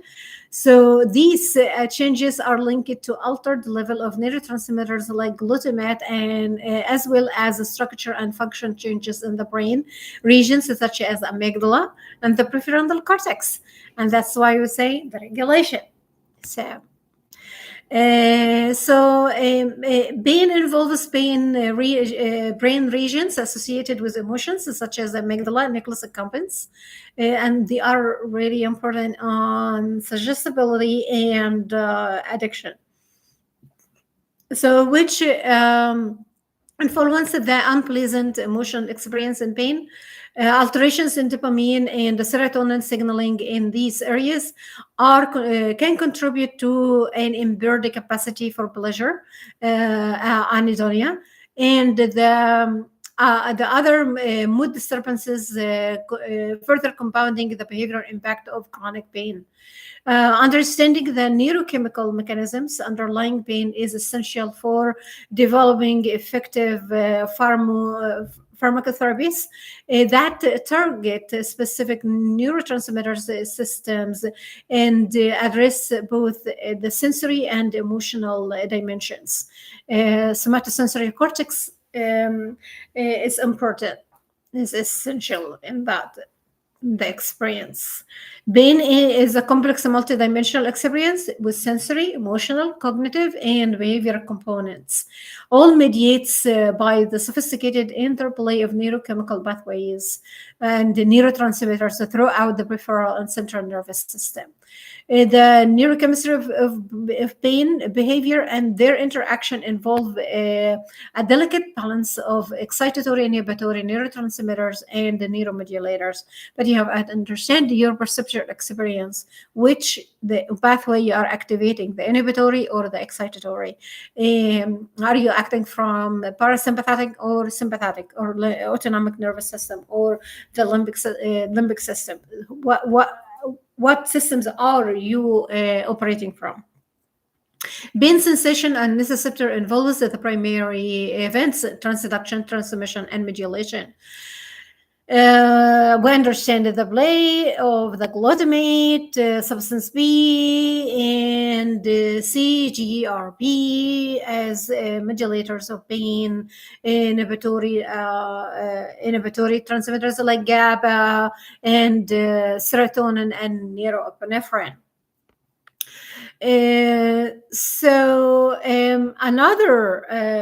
Another impact on acetylcholine, essential for learning and memory and muscle movement. Dysfunctional acetylcholine systems are associated with neurodegenerative diseases like the Alzheimer's disease, and acetylcholine as well in Parkinson's.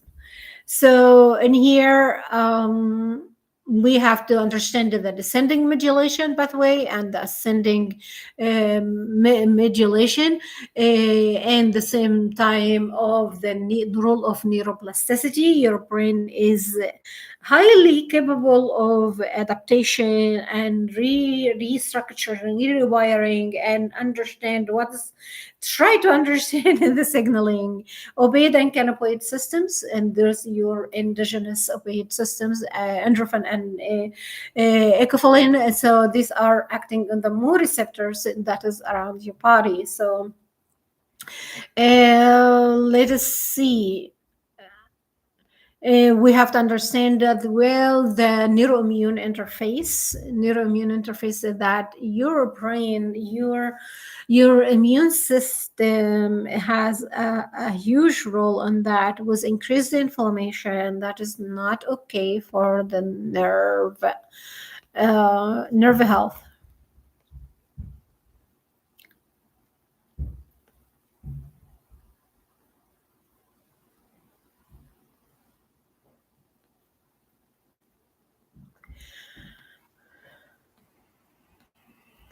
For chronic pain, one of the exercises, I call it exercises, not an approach or modalities, is guided imagery or relaxation techniques. Because this is some strategies that the person can learn and can tune into their body, especially with a descending pathway. And it started to bring a whole new language into their central nervous system and their lived experience. And that takes time and can help regulate the autonomic response.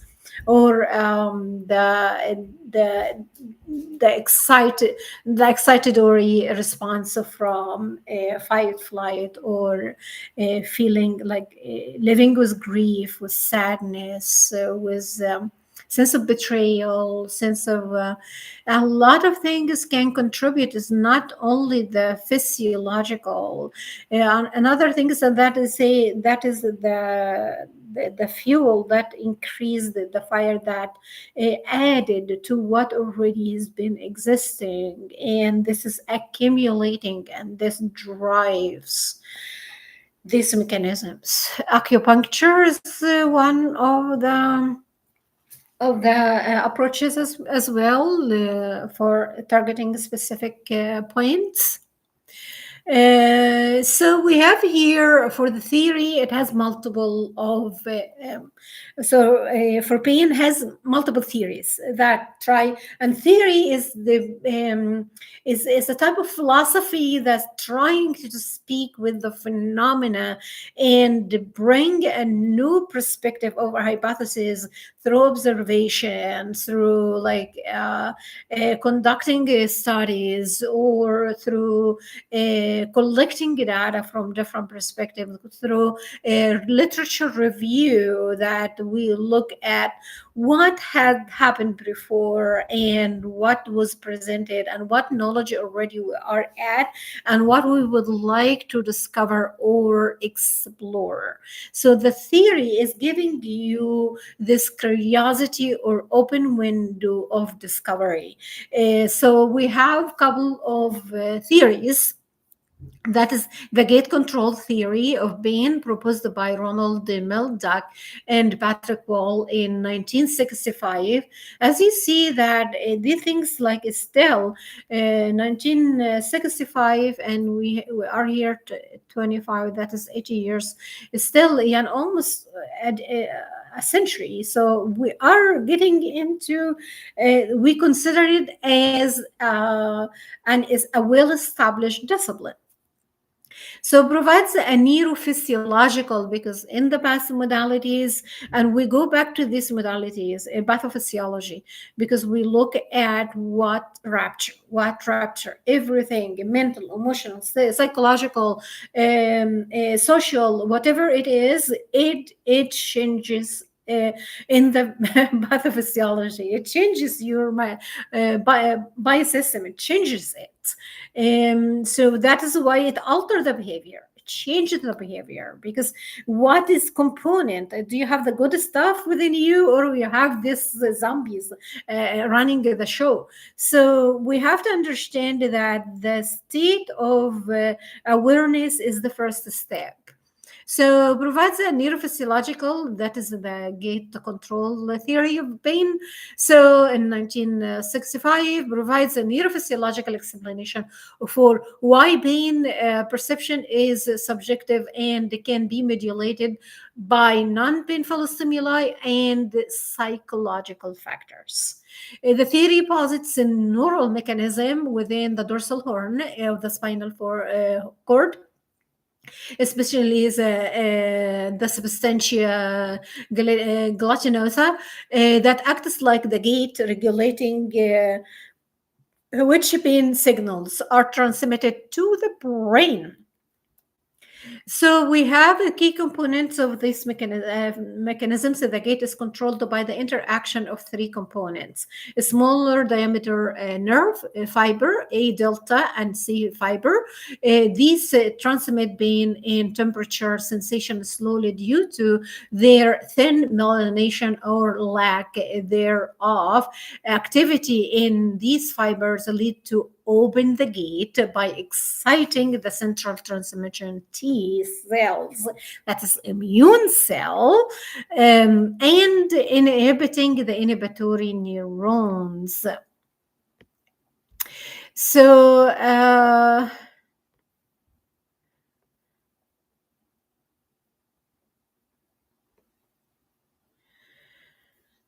So A is refers to a group of myelinated nerve fibers within the Erlanger and Gasser classification of systems, while alpha and beta are the first two letters of the Greek alphabet, used as a sub classification of the fibers, diameters, and conduction speed. They are not acronyms, but rather organizational labels.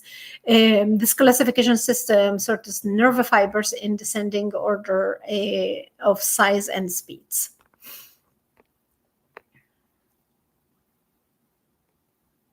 So for the alpha nerve fiber, the largest in diameter and mostly heavily myelinated fibers in the body, resulting in the fastest conduction velocity, 70 to 120 millimeter per second, and function, they are primarily involved in motor control, innervating skeletal muscle function, and the fiber, and transmitting proprioception. These senses where your body is in space, proprioception. This is when the cerebellum and cerebellum, so you understand where you are, where is your body from the environment, or muscle sense from muscle spindles in the Golgi tendon organs.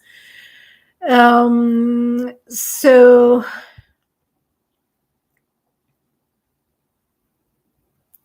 the beta nerve fibers, they are heavily myelinated as well, and smaller and slower than alpha. The function, they transmit the non-painful sensory formation, fine touch, pressure, and vibration sensation from mechanoreceptor in the skin. These are the fibers that activate the gate closing mechanism in the gate control theory of pain, helping to inhibit pain signals when an area is rubbed or.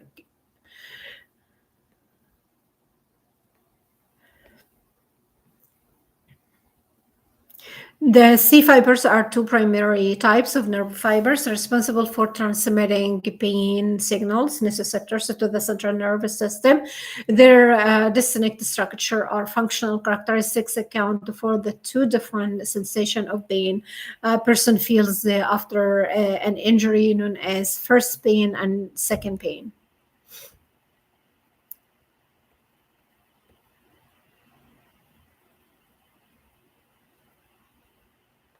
So the balance of activity between large and small nerve fibers determines whether the gate is open, allowing pain signal to go through, or closed, blocking them.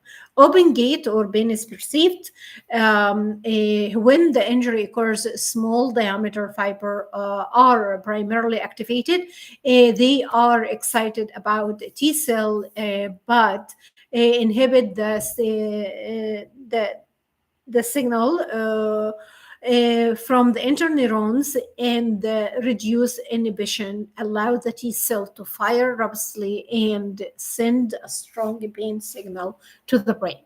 Close the gate or pain is inhibited when non-painful stimuli applied, rubbing a sore spot, for example, muscle ache.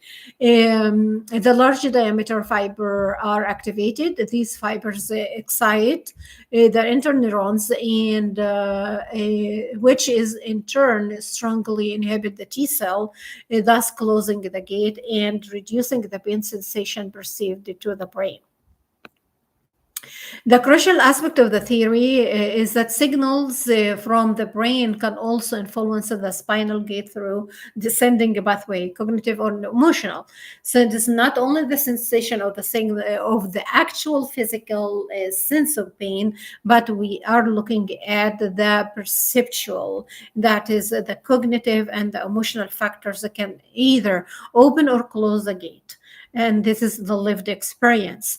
Opening the gate, more pain, stress, anxiety, depression, focusing intensely on the pain and the lack of physical activity can increase pain perception. Closing the gate, less pain, relaxation techniques, distraction, engaging in hobbies or an activity you love. You do what you love, you're not going to sense pain. Positive emotions and physical activity can send inhibitory signals down from the brain, which helps to close the gate and reduce the perception of pain.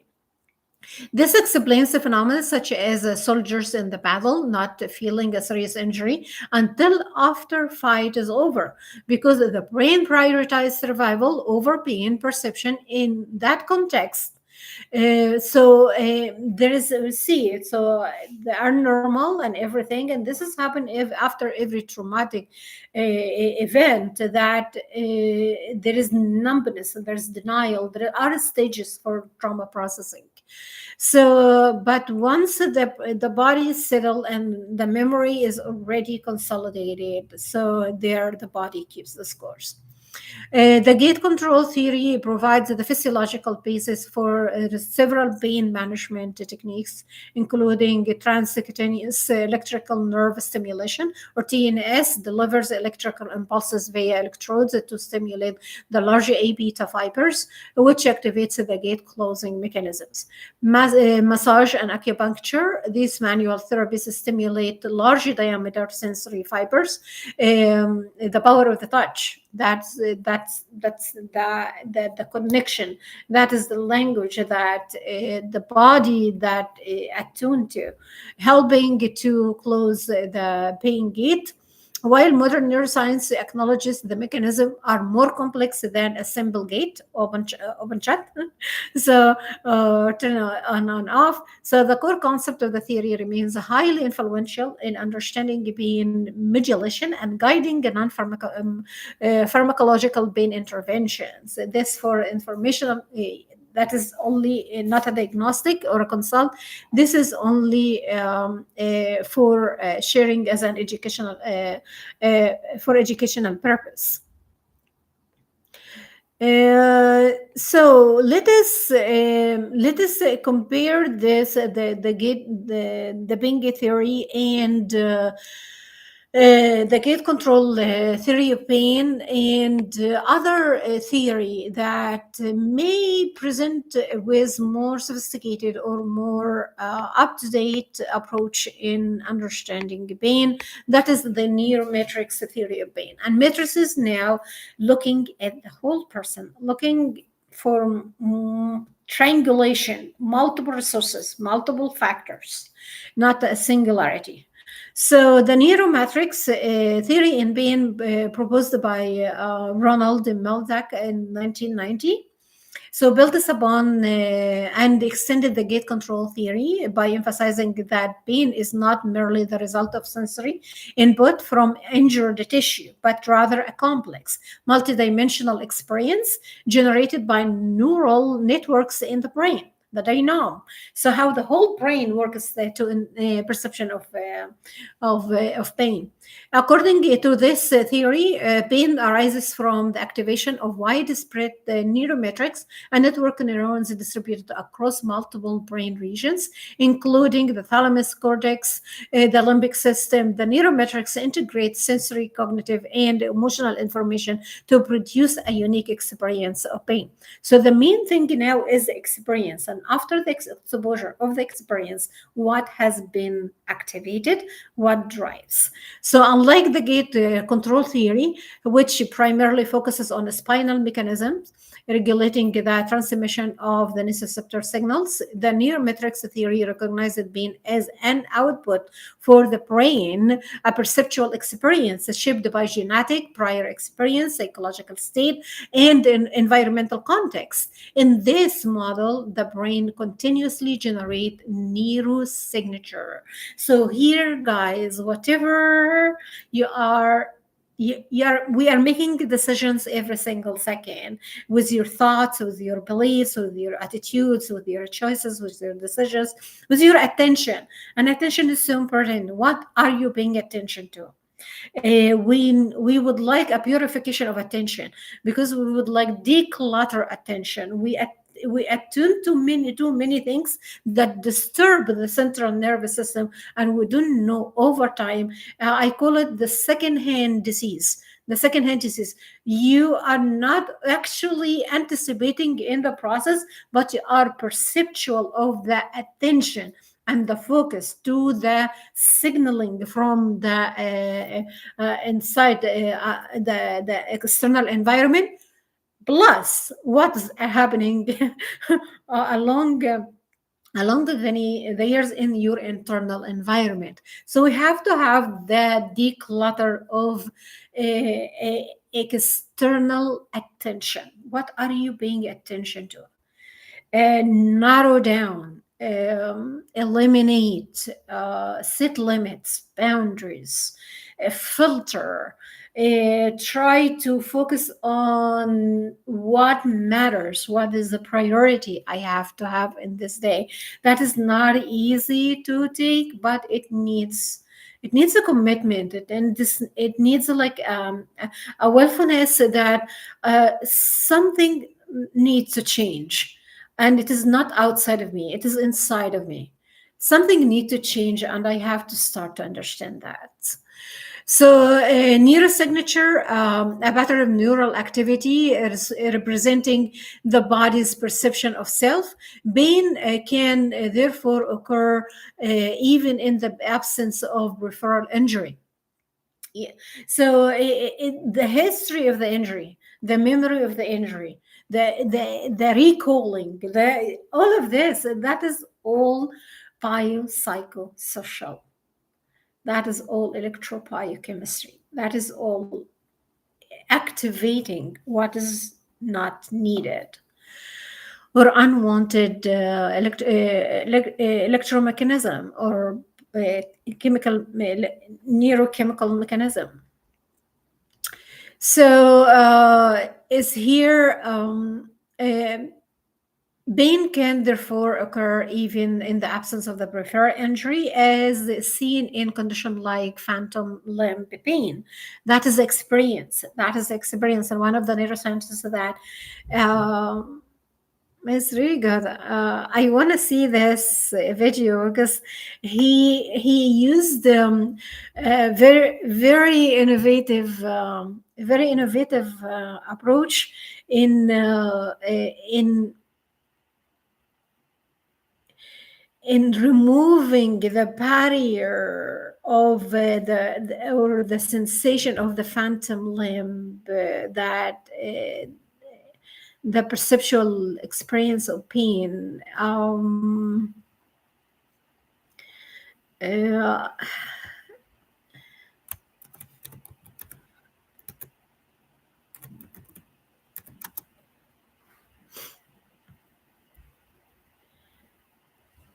I I hope I can find the video, but his approach is very innovative, and I think he's a highly known neuroscientist.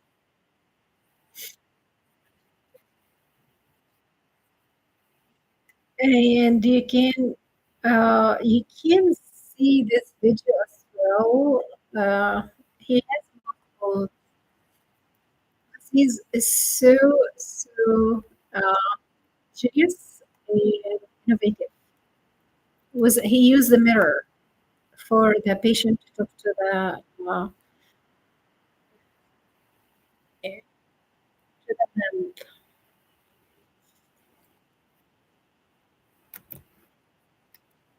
Yes,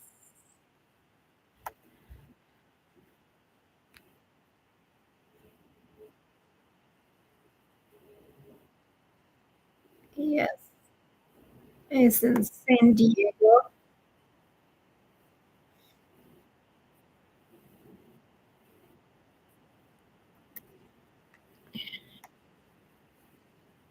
I like that.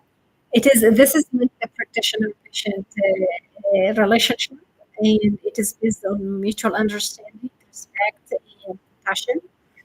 Um, So I understand that there are many modalities, but however, when a practitioner adopted the researcher mindset, it is completely different from um, traditional and conventional, because the approaching the case with curiosity and anticipation of what can I improve on a practical, and can be presented as a best practice and everyone can learn from.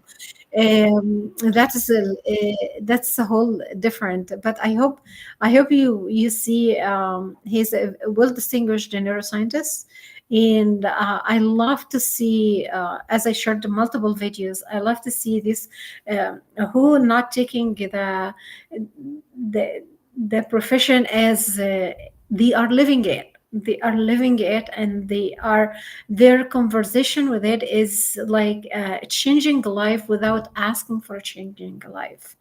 That is that's interesting. And when you approach any phenomena with this curious mind, you're gonna relate more to the human condition with more compassion, with more empathy, with more curious openness to to navigate through what can be improved. So that's why we say it is not, the perceptual experience. So because my focus is as I say again, perceived reality, perceived stress, perceived threat, and perceptual pain. So it's an experience, it's an individualistic experience, and it is not happening at this moment that I am as an individual listening to, or no, it has a whole different history, and from this history we can learn a lot. So like genetic, shaped by genetic, prior experience, psychological state, and environmental context. And environmental context, it is internal and external, based on the stages and ages, across lifespan, and the race, ethnicity, culture, attitude, beliefs, even the religious and political affiliation. It can induce pain for others. So yeah, everything contribute. Never estimate anything.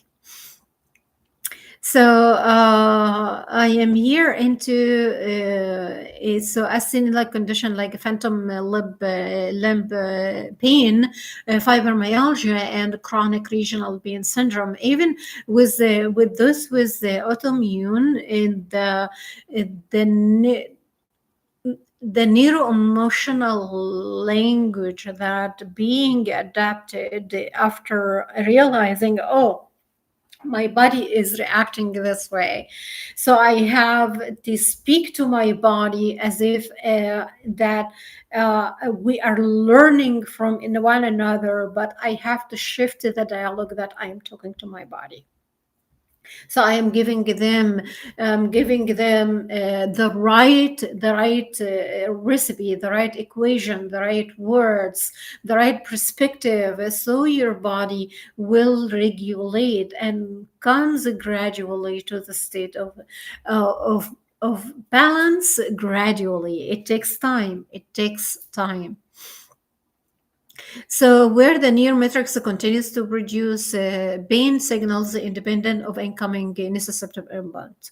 The theory also highlights the role of the bending modulatory system that can either amplify or dampen pain through cognitive and emotional processes. Factors such as stress, attention, expectation, and mood can alter the neurosignature, influencing how pain is perceived and experienced.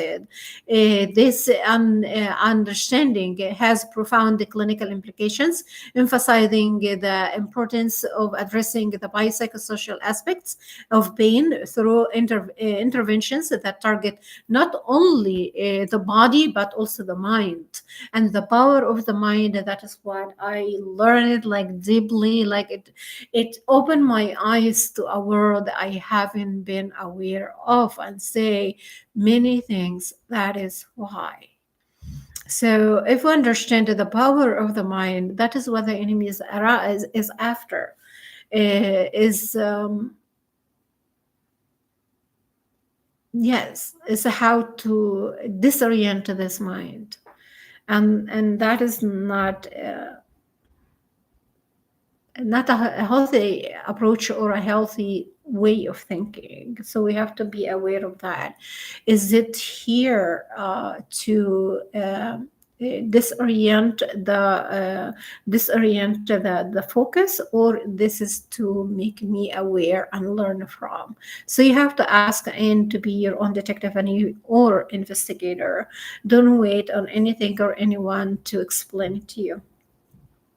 So therapies such as cognitive behavior therapy, mindfulness, graded motor imagery, and mirror therapy are based on these principles of the neurometrics theory, helping to retain the brain's pain networks and restore, because they serve as the function. I don't want to suppress them or numb them because they serve the part of the survival mechanisms that is already built up within your biological makeup. So, to retain the brain network and restore a more accurate sense of body representation for framing pain as an emergent property of complex brain processing rather than a direct consequence of tissue damage. The neurometrics theory provides a more comprehensive understanding of chronic pain. It underscores that effective pain management must consider biological, psychological, and social influence, reinforcing the value of multimodal and individualized treatment approaches. As we say, we are heading to this is with the progression and the scientific field of using artificial intelligence and the biotech and all more other disciplines, even the some of the institutions, they integrate lay individuals for interpreting the lived experience to add a new humanistic approach into the field of medicine and discovery. So many now are restructuring then how we would like to, and are we do we want understanding and better a progression in healing, in treating, in management, in modulating? What is the main core of the approach? And that what will determine so how the communication between the practitioner and the patient, between the practitioner and the community, the family, and the training of like for example what is the phenomena of pain represent from the neurometrics perspective? It is not one factor or multiple factors, so like the biomarkers that shows up or the behavior I am seeing. There's more to the story. So this today I presented the epidemiological factors about how pain is presenting a global issue and the cost of it. 300 billion a year. That's a different economy. Imagine for 20 years how much. So and we understand that costs increase every year, so it is not stable or something I predicted today is going to be the same in 5-10 years. So we understand that everything is changing around us, but however, what is the core component of the change is the human condition. How far we are ready to be open to more understanding and breaking down the narrative of the stigma and tuning into the body and understand how it works and what you pay attention to, what you invite into your environment, and what you are allowing into your mind. And as I stated, what you resist persists. So you have to understand what your body is trying to tell you, and how to call it a rehabilitation time for you. Rehabilitation time. You don't have to be in a clinical setting. It is your time. It is your life.